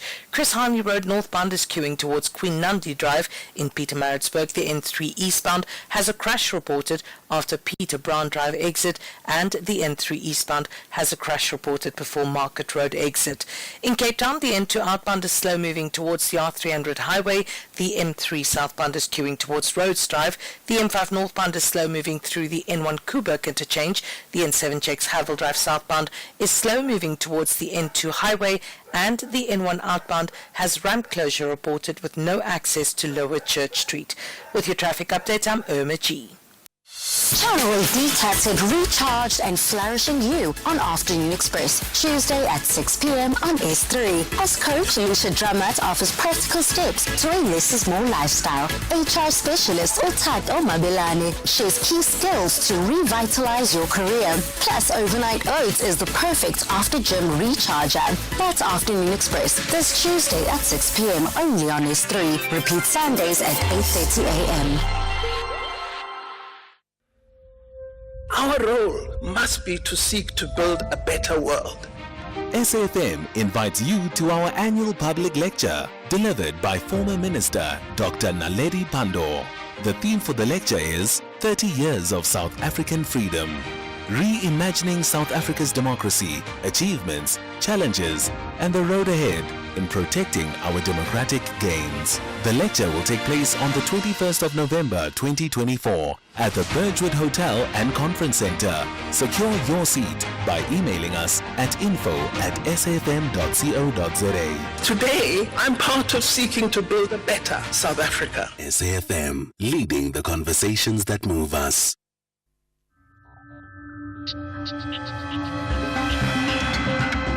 The National Pulse with Ashraf Garda on SAFM. You're listening to the National Pulse, weekdays 3 to 6 p.m.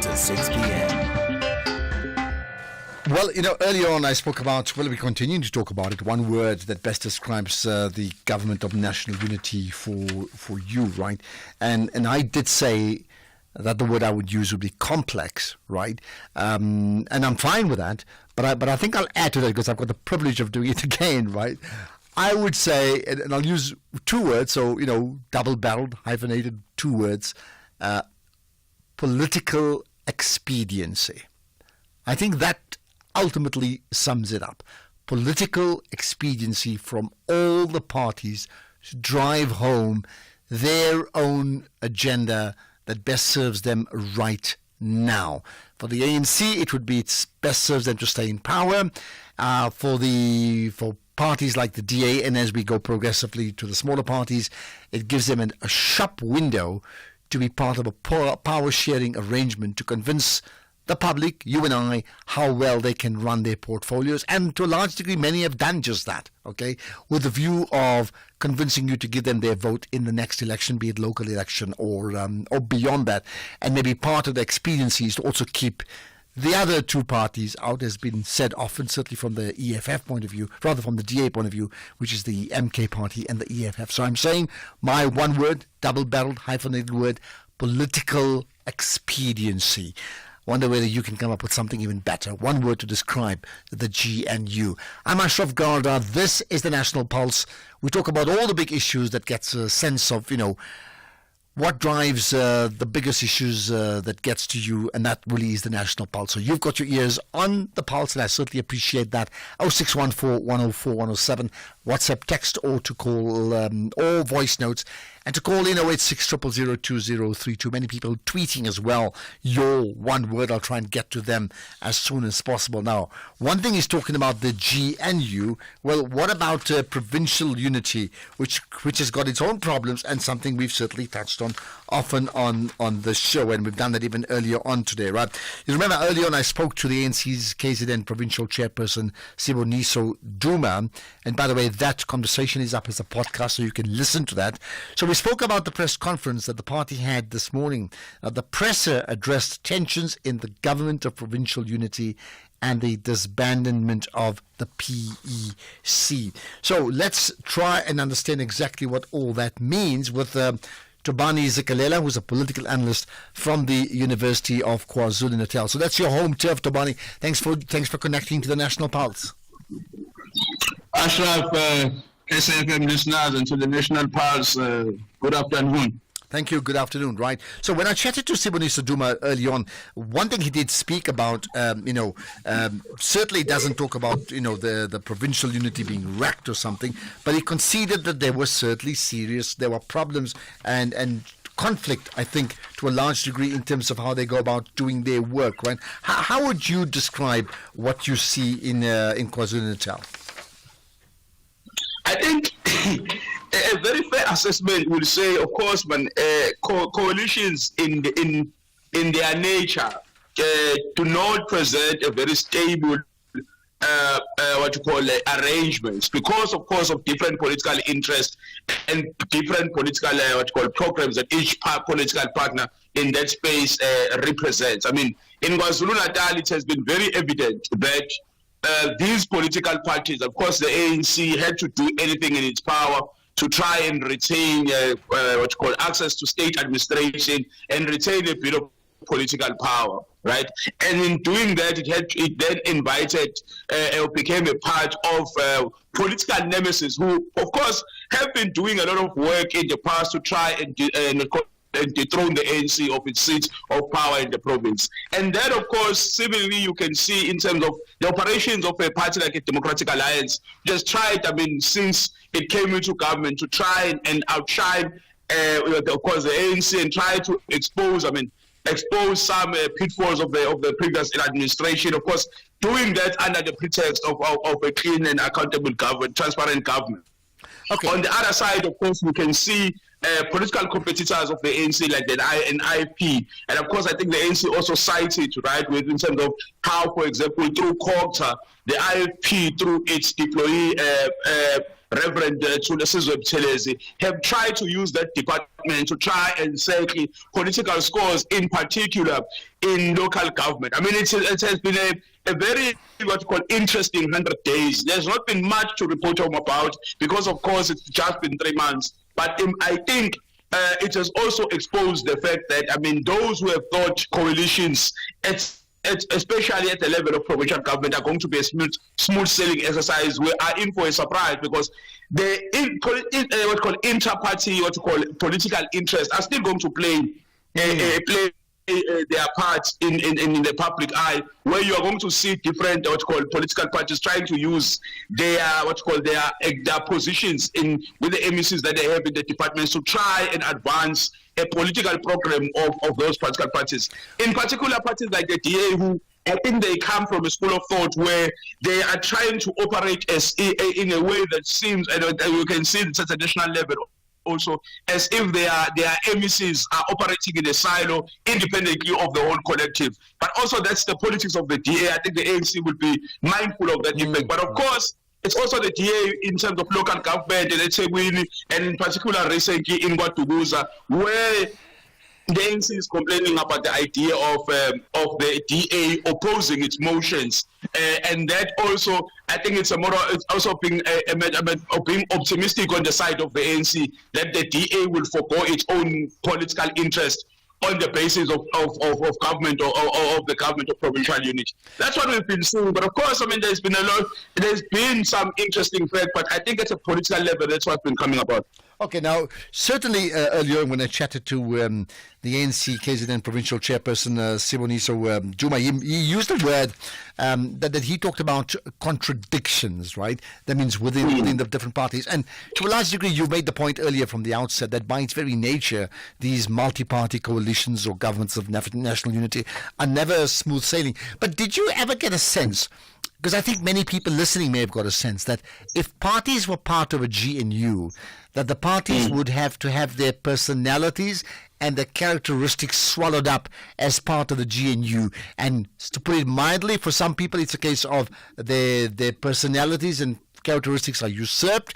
To others, they would even call it selling out, okay? Now, why I'm saying that to you is that the fact that we still have all these daily arguments between the parties, that in many ways augurs well. That means the parties are true to their constituencies largely. If it was the other way around, they would be swallowed up and try and integrate within what is called the GNU, so their party policies of the different parties would not be seen to be party policy anymore, and there would be, provincial unity policy as opposed to party policy. And the fact that we're seeing what we're seeing now reflects the fact that they are all holding ground. Whether that's a good thing or not, I don't know.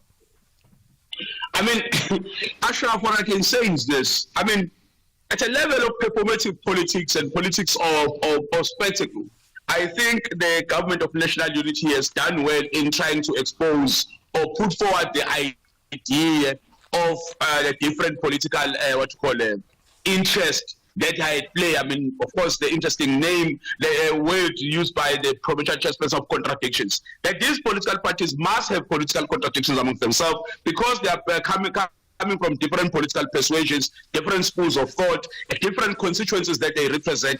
The contradictions must be there. But at the level of, I think most of the time we try to judge the government of provincial unity with regards to what is happening at a national level. Let me just make an example. If you look, for example, with the idea that the government of national unity has been good because there's been differences, but you look at substantively who then succeeds out of those contradictions. When the Basic Education Laws Amendment Bill is signed into law, who succeeds? Because the DA comes and says, we don't agree with this. Of course, we don't expect them to agree. But we have a president who then, holds off in terms of implementation of the bill. And the same thing happens in the NHI. So, the contradictions are going to be there. But at the final analysis, we'll have to judge in terms of political interest which gets to be served at the end when these contradictions play and serve us. I think it was Natal, the political contradictions have been there because of course, they are expected because these parties, we understand they represent different political constituencies, they've got different schools of thought. But where we have not been able to see at the final analysis whose interest gets solved at the end, which interest gets to put forward or to come first at the end. I think in KwaZulu-Natal, they've tried very much, unlike in provinces like KwaZulu-Gauteng, they've tried in KwaZulu-Natal to try to manage these political contradictions in such a way that they don't play themselves out much in public, so that at least we are able substantively to see how then the different political interests get served at the end. I think for now, in the past 100 days, we can give them that they've tried to give some sort of a picture of a stable government, even though these political contradictions exist. Okay. So, having said all of that, right, one thing is these contradictions that I think we all agree with, right, and therefore I used the GNU as a coming together of parties of political expediency for, to stay into power. But there's also this issue of service delivery. Now, I know at city coalitions, I'm talking of Joburg as the most recent example, and the city of Tshwane, and maybe to a degree Ekurhuleni, all in Gauteng. The argument was that these coalitions did not work because they compromised service delivery, and that's no good, right? So, topmost on the party agenda, besides staying in power as parties and showing off how well they are, you also want to see them deliver in terms of service. Are they doing that in KZN, or do you find that's being compromised? I think for now, in terms of course, the pace may be something we criticize and all those things. But I think for now, if you look at their report card, they've been trying in terms of what they promised in the past 100 days. Of course, we cannot claim that everything will be done in 3 months. I think for now they've done well. You can see in terms of their reporting in terms of the different pockets of society where they've tried to intervene as government with the provision of roads, the issue of water and the like. I think they've done well in that part. But where I think I have a slight problem, I think also the ANC raises this issue. It's an issue of local government and its cooperation. It's coordination or link with provincial government, where you see, I think it seems as if there is a very hard line being played by the department, the COPSA department, in trying to to use political office to settle scores in that space, and to try and in almost trying to put some of these of course it's good for COPSA to monitor local government, but it cannot be done in such a way that it's seen as if it's a settling of political scores. But as I said, the 100 days, have been interesting in terms of how they've tried to mask their political contradictions and continue to try and deliver service delivery. But on the other hand, it's that it can be seen as spectacle. We'll have to really do a thorough investigation in terms of the inside of the working on government to see in terms of the pace that has been done. Okay, interesting. May well be the understatement of the year, if you understand my point, Thabani Zikelela. I appreciate your time, right? Important insights there. And he is a political analyst from the University of KwaZulu-Natal. Here's a quick thought. You are invited to the SFM's annual public lecture, and this time delivered by the former Minister, Dr. Naledi Pandor. The theme for this year is 30 years of South African democracy, reimagining South Africa's democracy, achievements, challenges, and the road ahead in protecting our democratic gains. 21st of November is when it happens at the Birchwood Hotel. You could get there. info@safm.co.za. South African Airways is expanding in the DRC. We now offer direct flights from Johannesburg to Lubumbashi, the heart of the DRC's mining hub. Our convenient arrival time allows seamless connections to key regions like Ndola and the Copper Belt, opening up new growth opportunities. Traders can benefit from our generous baggage allowance, while SAA's superior aircraft belly capacity ensures your cargo reaches most parts of Congo on the same day. Book now at flysaa.com or contact your travel agent. South African Airways, connecting Africa to the world, one flight at a time. Right, so we'll get to, what we'll do is give me your thoughts and give me your calls on some of the issues we've raised, including provincial unity and national unity as well. But if there's any other things you want to raise, like how important is the US election to you? Is it a big deal to you? I think, and I've made the point, that I'm interested in the election, not that I care too much about the patriotism about the USA. I care about it insofar as what happens in the USA does impact on me. It really does. And it impacts on you as well. From that point of view, you do need to care. So there's no rah-rah from me about which one of the two, Kamala Harris or Donald Trump, wins the election. In fact, I could be very critical of both of them. But it's a case of being, call it expedient, and seeing what is right for my country in this case here. I want to just see if we've connected to Steve Mabona. We'll connect to him pretty shortly. We're going to talk about the Gauteng Education Department releasing a summary of the report at the Pretoria High School around issues of racism. We'll get to that in a few minutes' time as soon as we connect to Steve Mabona. But there are other thoughts that we've got around the issue of Eskom, firstly. Hi, Ashraf. It's Wiseman here from Johannesburg. Just if you can check for us, I see this recording of meters is addressed to Eskom, taking that it's for Eskom customers, or where Eskom is a direct supplier of electricity. What about the city? Like I am using city and buying my electricity from the city of Johannesburg. Are we affected? How do we recode, or are they not affected? Just very a bit curious because worried about that. Thank you. Well, it's a good question. I'll tell you what, I'm going to find out more, and I think I'm going to get Keys in Temba to make a note. Maybe we should speak to the City Power guys tomorrow, because you got Eskom National, then you got certain big municipalities that actually have, their local version of City Power in terms of providing supply. Now, here's my thought, and it's a guess. I must tell you, it's a guess, that when it comes to people like City Power or cities like Joburg, where they have City Power that effectively buys their power from Eskom, then they have their own system around this. And my sense about it is I had prepaid, because I do, and about a good 6 months ago, maybe even about a year ago, but at least minimum 6 months, they approached us already to change those meters, upgraded fully with this new software development that's changed. So I'm telling you that my one got changed 6 months ago. Did your prepaid get changed or not? But my guess to you is maybe just give City Power a call and find out exactly what the position with them is. But from our side, I'm going to make a note to see if we can hopefully talk about that tomorrow. I think it's that important. Unless you're listening in, well, you know more than I do, okay? So we need to do that. Right, there's another comment on the GNU. Oh, yeah, sure. Just one word that I think it's more common. I think I can say it's awakening. It's awakening. It has awakened a lot of things in South Africa. It has awakened a lot of activities, issues, and current affairs on the ground, negative and positive things that most of the people, they were over them and ignored them for some time, inequality, a lot of things have came to light. So one word for GNU for me, it's awakening. Okay, got that. Is it a rude awakening? I mean, that's a question to think about. Okay, I told you we'll chat to Steve Mabona. In fact, delete that, but add on Matume Chelawani, the MEC of Education in Gauteng. MEC, appreciate your time. You're connected to the National Pulse.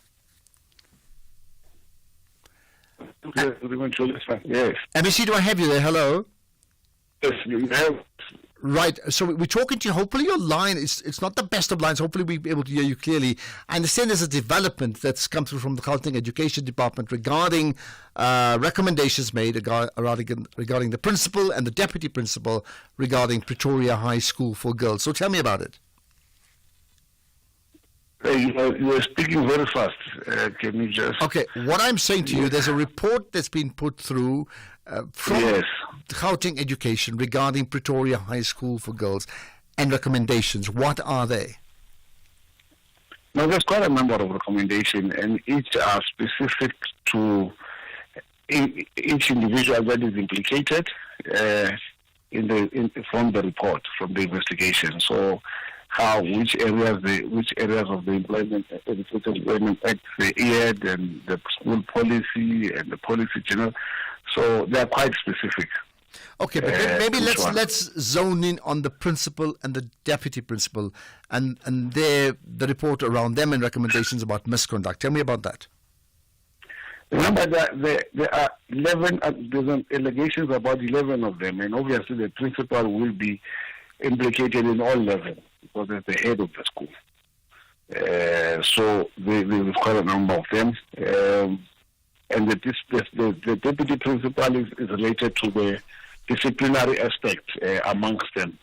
Because that deputy principal that has been, one of them that has been identified, is in relation to dealing with the disciplinary processes and the selective application of that, etc. So there's quite a number. So it's a very thick document, and the allegations are very broad, but they're specific to detail and fact.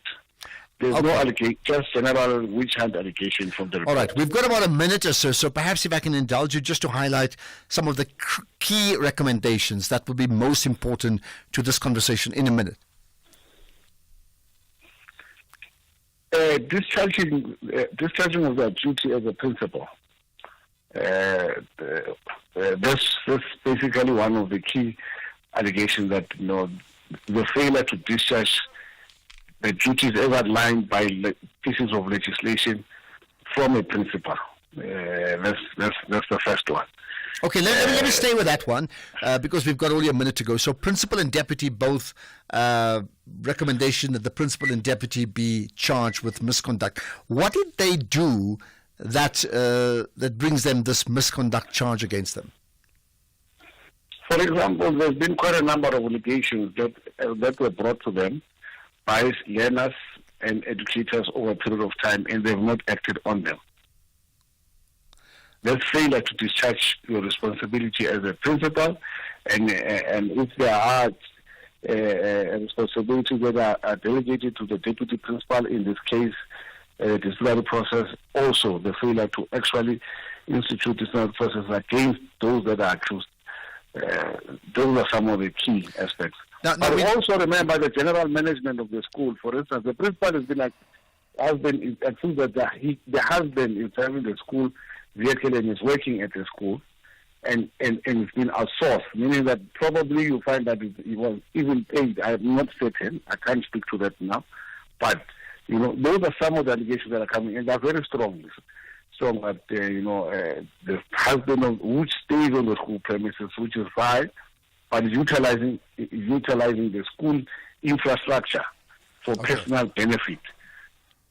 All right, that's where we're going to have to leave it. I'd love to have chatted longer. Can't really get into the issues of racism, and there's just not enough time. I appreciate your time, Matume Chelewani, MEC of Education in Gauteng. Let's get the news headlines now. It's 5:30. Here's Greg House. Quick look at the headlines. The National Department of Transport says it's dealing with challenges relating to the landing of aircraft at airports in the Eastern Cape. The former DG of National Treasury, Dondo Mokhojanis, resigned as the CEO of the Moti Group and as chairperson of the Government Employees Pension Fund. And presidential nominees in the US will continue their late blitz of key swing states a day before they go to the polls. A full update at 6 o'clock. SAFM, guiding you through the rush hour traffic. Good afternoon. Starting off in Gauteng, the N12 westbound has a crash reported before the N1 Diepkloof interchange.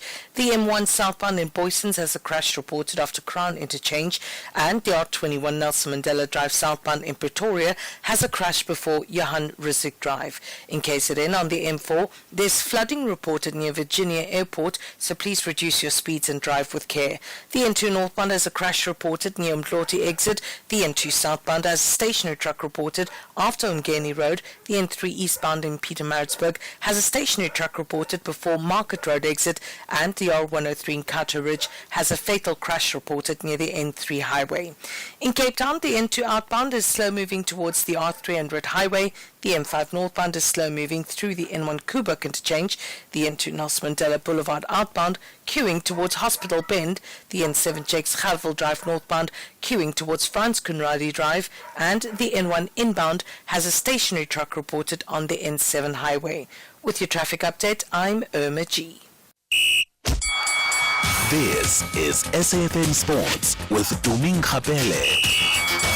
Right, to me, I did touch on earlier on that the Springboks are on that end of year tour that normally get to Europe, right? Let's talk about Absolutely, they are in action on Sunday in a test match against Scotland at Murrayfield, and the preparations is a little bit different this week because the Boks arrived in Edinburgh yesterday after a week-long training camp in Jersey, and usually preparations start on Monday, but Coach Rassie Erasmus has given the players the day off before starting their test week tomorrow, and the reason for this is to get the Springboks ready for an unusual Sunday test.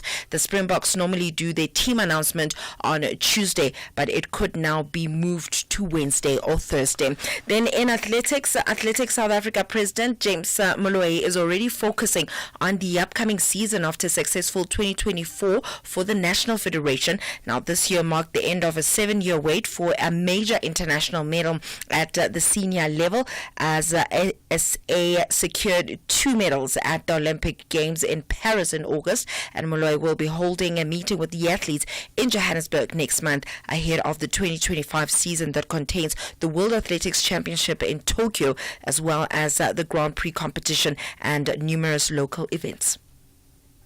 Our track on the whole season, we are doing very well, and our athletes promise us to say if we can start December, we are going to meet with our athletes in December. Now, first week of December, they are just going to share us their plans, and then we are going to do exactly what they want us to do. And then in January, we are starting with the preparation with the schools competitions. We were starting with the school competitions for about 3 months, from January up to March.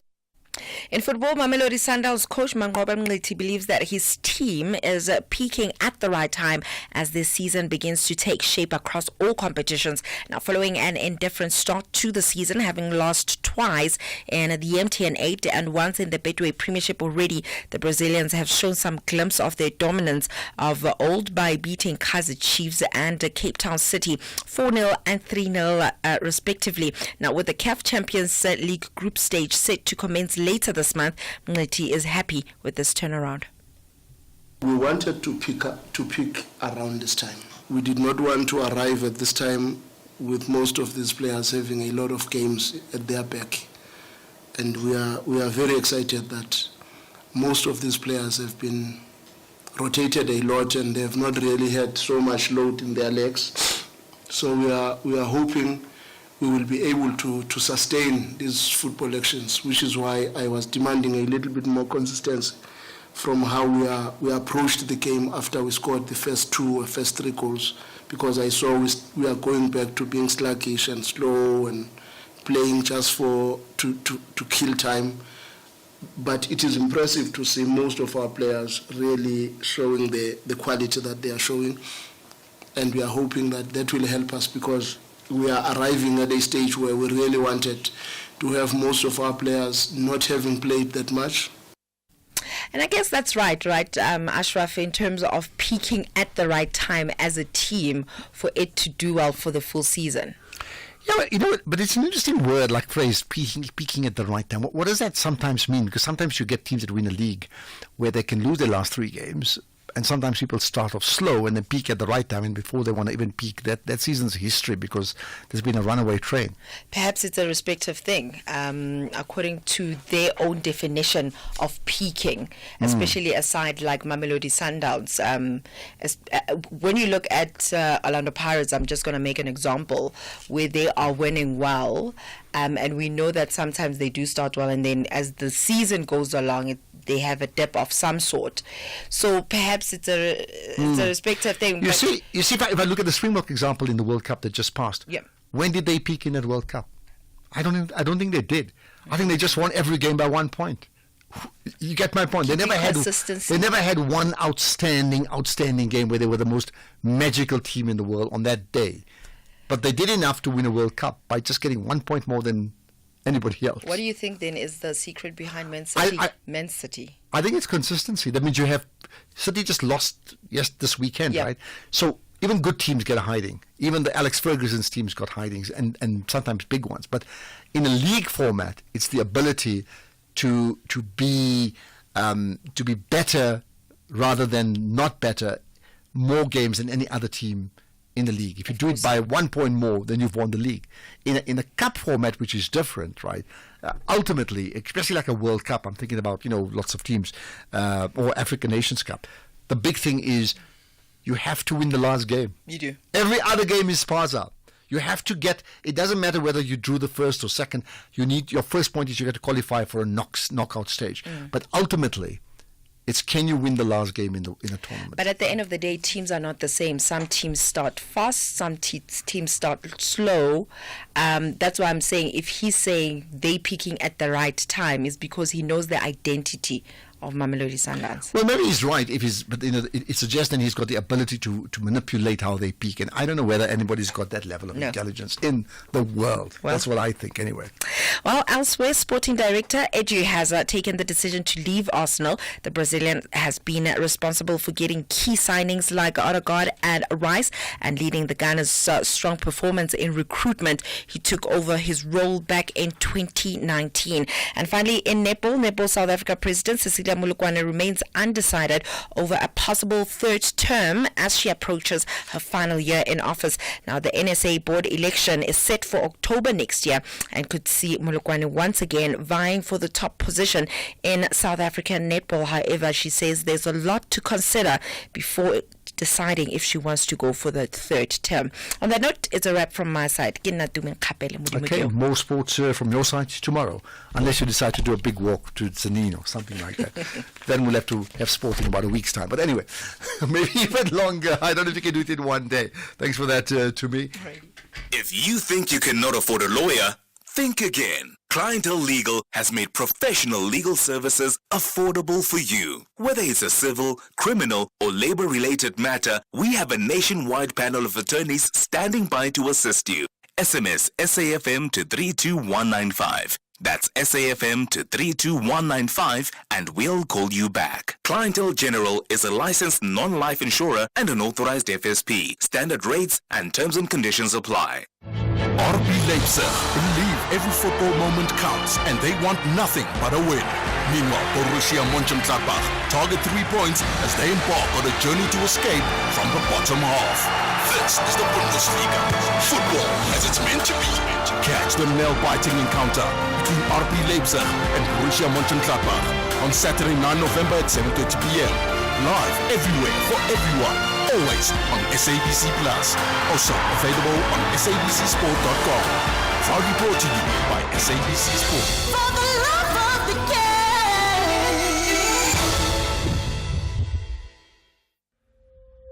Our role must be to seek to build a better world. SAFM invites you to our annual public lecture delivered by former Minister Dr. Naledi Pandor. The theme for the lecture is 30 Years of South African Freedom. Reimagining South Africa's democracy, achievements, challenges, and the road ahead in protecting our democratic gains. The lecture will take place on the 21st of November 2024 at the Birchwood Hotel and Conference Centre. Secure your seat by emailing us at info@safm.co.za. Today, I'm part of seeking to build a better South Africa. SAFM, leading the conversations that move us. Economic news on SAFM. Facts and figures you can count on. Right, Jimmy, it's always good chatting to you, Jimmy Moya. Now, you want to pick up about your topic on what's moving markets certainly has got me thinking. So go ahead and tell us. Good evening, Ashraf. Good evening to the listeners. It seems as though the world of property is finally back in favor with some investors. We're speaking to Redefine about the year that they had, the financial year that they had ending August 2024. They are optimistic around how the year ended, but they've also given out something very interesting, and that's a forecast as to what they expect the next financial year might look like. Now, this is quite interesting because we haven't really gotten forecasts in the last 12 to 18 months from companies reporting. Every company has been hesitant to give out forecasts around how the future could look because of all the things we've had to contend with. Forecasts kind of ended around the pandemic, and companies would take a wait-and-see approach and put that out in the financials to say we are waiting to see how the conditions turn out, but we're finally getting back to forecasts, and that's going to be interesting to see how companies in the future that report will tackle that. Then we've also got a conversation with Altron around their 6-month update for the same period ended August. They're going to give us an update of how they started their new financial year, and then we've got a conversation with the chairman of the Rothschilds & Co. at South Africa, who's also the chair of the Business for South Africa Steering Committee, around the state of government business partnerships. We know that the CEOs had a big CEO pledge, and there's more than 160 companies, I think, at this stage that have pledged from a business perspective to support the government and get things back on track to build a better South Africa. So we're going to get an update on that because Phase 2 is kicking off. Phase 1 was successful. We're going to see what Phase 2 is set to look like, and then get a sense of where to from here. Then we've also got a conversation as part of our Personal Finance Mondays with the team at MyWay around some insurance or car insurance myths in particular. We're going to be looking at some of the myths that we have known about the car insurance space or about insuring your vehicle, and we're going to see if we can debunk some of those myths, because in personal finance and the conversations that we have on a Monday are aimed at helping you improve your personal finances in any way that we can. Before we get to that, the markets have had a rather bizarre day. Not much happening, but I suspect not much will happen until tomorrow. You had a conversation a little earlier on with Sherwin around the developments happening out in the US, and it looks as though it is going to be all eyes on the US this week, because we've got US data coming out this week, and even that the market isn't worried about. We've got an interest rate decision from the US Fed, but the market seems to only care about one thing, and that is the outcome of the US general elections. That being said, though, the markets have been quite quiet. If we look at some Asian markets, they were on the move. The Nikkei in Tokyo down more than 2.5%. The Shanghai mainland market up 1.1%, with Hong Kong up 0.25% or so. The ASX in Sydney was up about 0.5%. Largely, Asian markets were affected by the Chinese government meeting to discuss how to roll out that stimulus. We got that stimulus announcement a couple of weeks ago. There was no real detail around it. We're starting to see that the Chinese government might be wanting to flesh out some of those finer points within that stimulus package, and the markets received that in a rather positive sentiment in general.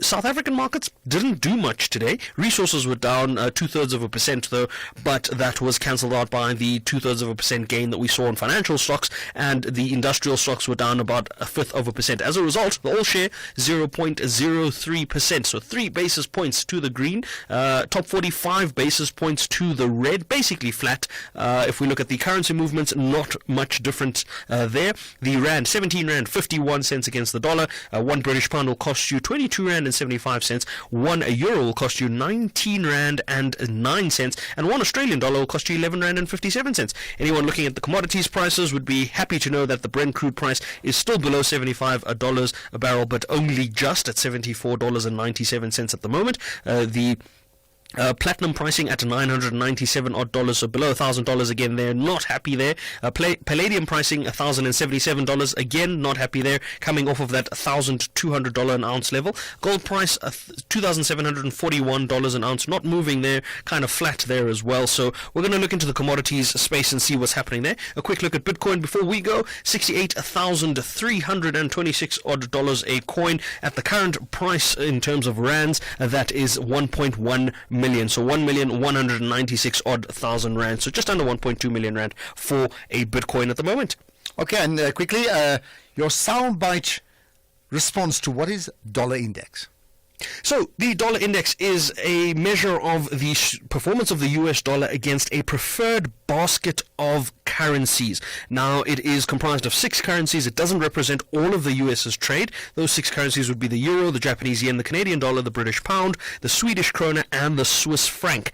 Effectively, it measures the performance of the US dollar against these currencies. If we see the US dollar kind of moving up, it means that the dollar is gaining strength against these currencies. If we see it moving down, it means it's giving back a bit of its strength there. Okay, that's it. Enjoy your show coming up from 6 to 7 this evening. Jimmy Moyaha with the SAFM Market Update. Right, I'll get to your calls in a moment. X at SAFM Radio and at Ashraf Garda. Right, so in fact, I've got a comment from a listener regarding the issue around prepaid meters, saying, and that's Eric Ngidi saying, my meter was recoded about 2 months ago and I'm prepaid with City Power, so all prepaid meters need recoding. Thanks for that, Eric. So, in fact, I'm in agreement with you. I think all need recoding, but the point is whether you do it through Eskom or City Power, that's where the difference lies. And, of course, some people, depending on where they are, mostly metros, I think, deal with City Power. So, my point to you is we will try and get a response. I think I'll get Temba and Keys to try and set it up. But in the meantime, if you're unsure, just connect with the City Power. Whoever gives you the power, connect to them so you'll know exactly what the position is. Okay, right. Mikey Newlands, you've got a thought. Hi. Yes, hello, Ashraf. Yeah, I just wanted to comment on the interview you did with the Gauteng Department of Education. Yeah. And I just want to say that, it's probably one of the saddest, most pathetic people that I ever heard on the radio from that department is that gentleman. When he says he's got a dossier full of racism claims about the Pretorius Girls High School, those girls were found completely innocent. There was no racism found whatsoever. The school was cleared completely by an independent council and committee.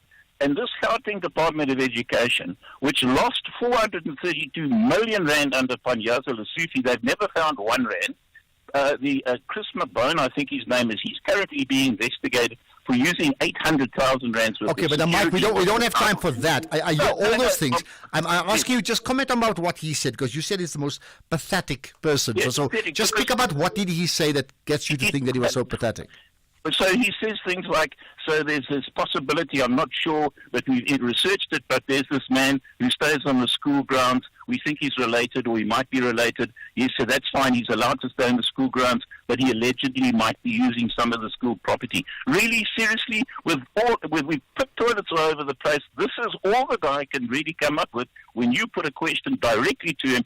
Okay, tell me exactly what the problem is. That's all he could tell us. Okay, that frankly is not worth our tax paying. And I do agree that I wish we had more time with that interview, because he didn't say a lot, and then I asked him some things and I was amazed that he missed out on that, and then when I put it to him, then the time was up. So I do concur with you on some things, and perhaps if we had more time we could have pushed him even more, but we could not just do that, unfortunately. Mike Newlands, thanks for that. Right, couple of words about the one word to describe the GNU, by one word from Errol in Durban. Errol says challenging, which I think is the obvious one.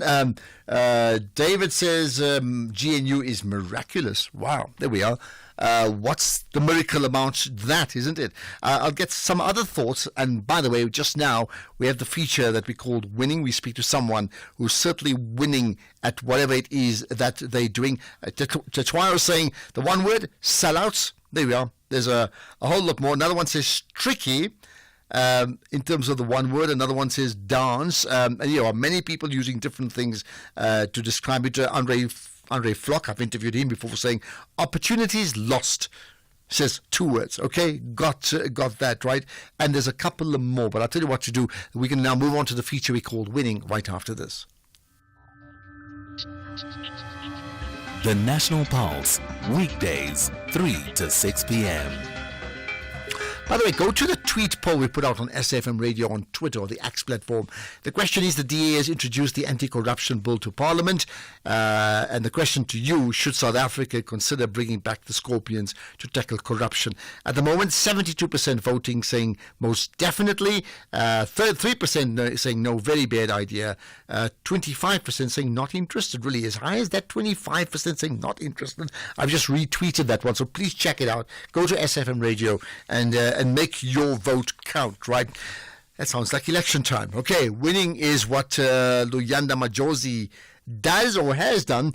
Luyanda has raised the South African flag high after winning the startup category at the 2024 Urban Innovation and Entrepreneurship Competition in China. Luyanda, well done to you, and that's why we talk to you. Hello. Luyanda, do I have you on the line? Luyanda, hi. Okay. Hi, how are you? Yes, very good. So we're talking to you because we love talking to winners, and you certainly are winning, right? Yes. Tell me more about what you've done. I understand 2 words, innovation and entrepreneurship, but give me some more detail. So basically, it was a global competition that was held in China. We had to go through the semi-finals of the competition. I was able to claim victory and be able to proceed to the finals of the competition, where I was representing DUT and South Africa, and also my company on a global stage. So the competition, yes, it is about innovation, it is about sustainability, and then look for projects that have shown or demonstrated impact to the communities. So that was what the platform and the competition was about, and luckily enough, we were winners of the competition. Well, that's absolutely fabulous. I mean, can I do that? That's fantastic, right? So tell me, what did you do to win? I mean, you already said your company. What's your company's name, and what did you have to practically submit? So my company, it was a local streetwear apparel brand called Enigmatic Cotton. So basically what we do in my company is that we produce unique to fit streetwear garments, school uniforms, and also corporate uniforms. So in order to win the competition, I was able to pitch my business and showcase the innovation of it, and also how it impacts the community that I live in currently as I'm in South Africa, and also the vision that I aim to take it through. So I guess that what maybe gave me more points of the competition. Well, wonderful. Perhaps share with us. Interesting. I've been talking about impact in terms of my speeches that I give. Public talks about impact more than inspiration. Tell me about the impact that it's made in those communities then. Oh, okay. So basically, as I've explained, that as a clothing brand, we're not just only a streetwear apparel brand, but we have an impact in the communities that we live in and we serve. We've been able to be part of sponsoring fashion shows, talent shows that have been happening around KZN and South Africa. So when you see a potential of a fashion show, a talent show that is especially youth involved, that you find this is hosted by NGOs, we go to the NGO, and then we partner up with it, then we sponsor them, and then we also select the winners of those fashion shows and talent shows to become brand ambassadors of our clothing brand. So giving an opportunity to another youth person, to be represented and also be able to represent our clothing brand. So we are able to sponsor it's called Miss Unity KZN for this year. We're able to sponsor Miss and Miss DUT Diversity. We're able to also sponsor DUT's Got Talent. So those are some of the platforms in the news that we're able to participate in. And of course, we're talking about the startup category, and that's where you are, right? What then did the judges say about the work that you and your company does that so impressed them? were very, very impressed, especially as a person who's coming and pitching from all the way from South Africa and pitching such impactful solutions, in a global platform, which is something that is not been ably done before, but we were able to actually showcase the impact of it on a world stage. Okay, now I often talk about, the essence of building a champion business is you have to have a champion team, right? Tell me about your team's organizational culture and how that works towards developing a winning culture. So we have a very, very structured team. We have experience in different fields that are able to help us, be successful in our organization. I myself, the team consists of me with an experience in textile sciences and apparel technology. It also consists of expertise, in cost management, in retail management, in production technology, and it also consists of advisors and mentors that are able to guide us through the work that we do. And just lastly about yourself in terms of, this feature is called Winning. What about your own personal journey that has led you to becoming a winner at what you do? So my own personal journey, I come from the villages. It's a place called Impendle that is situated 90 kilometers away from the city of Pietermaritzburg. So it's in the villages. It's a place that is underdeveloped, and I guess it's some of the places where I grew up, and I got the inspiration to actually try to change the situation. So me growing up in that environment and now being exposed to an environment where I'm at university, now I've only got one chance, to try by all means to make something out of myself and my business that will be able to impact more communities, such as the community that I came from. And I guess what I've also been able to learn and have as a skill in this journey is the ability to be resilient, and be able to come up with new solutions, for these problems that we currently face as a country and as a global problem. Well, I'll tell you what, it's fantastic what you do. So well done to you, Luyanda Majosi, you and your company, and of course your brand, Enigmatic Cotton, right? So well done to all of you and being part of this, urban innovation and entrepreneurship competition in China, and in that category, startup. Well, you're the champions. Love to talk to a champion. So you're winning, and really great to connect with you here on the National Pulse. Thank you for that, right? Let's end with some comments. So here's one, Ashraf. My meter is disconnected already by Eskom. Why? Did they not say we have up to November to recode? From Bongani. Bongani, you're right, okay? Bongani speaking to us from Kobo, right? But whether that's the same thing in terms of how they run it, I don't know. But my sense, whether it's City Power or Eskom, that should not happen until the 24th of November. So maybe another point, as I said, I'll get Tamara Keys to try and follow up on, is let's see if we can follow up on that story as well. Here's another comment about the GNU and the listener saying it's essential. Let me play one of the last voice notes I can before we wrap up. The longer the voice notes, the more difficult to play them. Keep them around 30 seconds, okay? Good afternoon, Ashraf. I would describe the GNU as relevant and effective. Ilim Makubela Rotterdam. Thank you very much. Okay, relevant and effective. Remember, I said politically expedient for all the parties.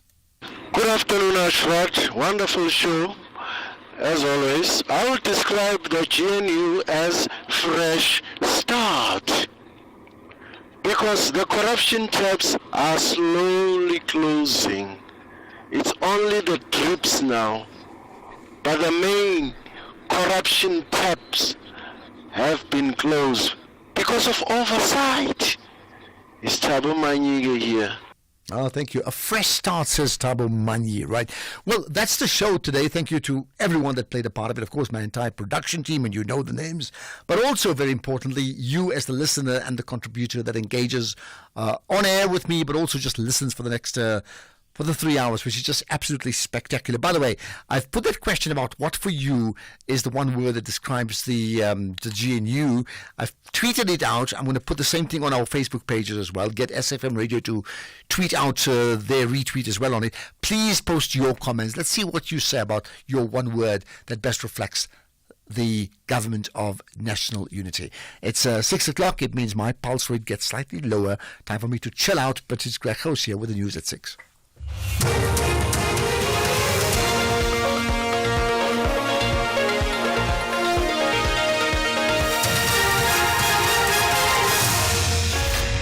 Thank you again, Ashraf. In this news update, more arrests in university corruption case, and Mokgojane resigns as chair of the government pension fund.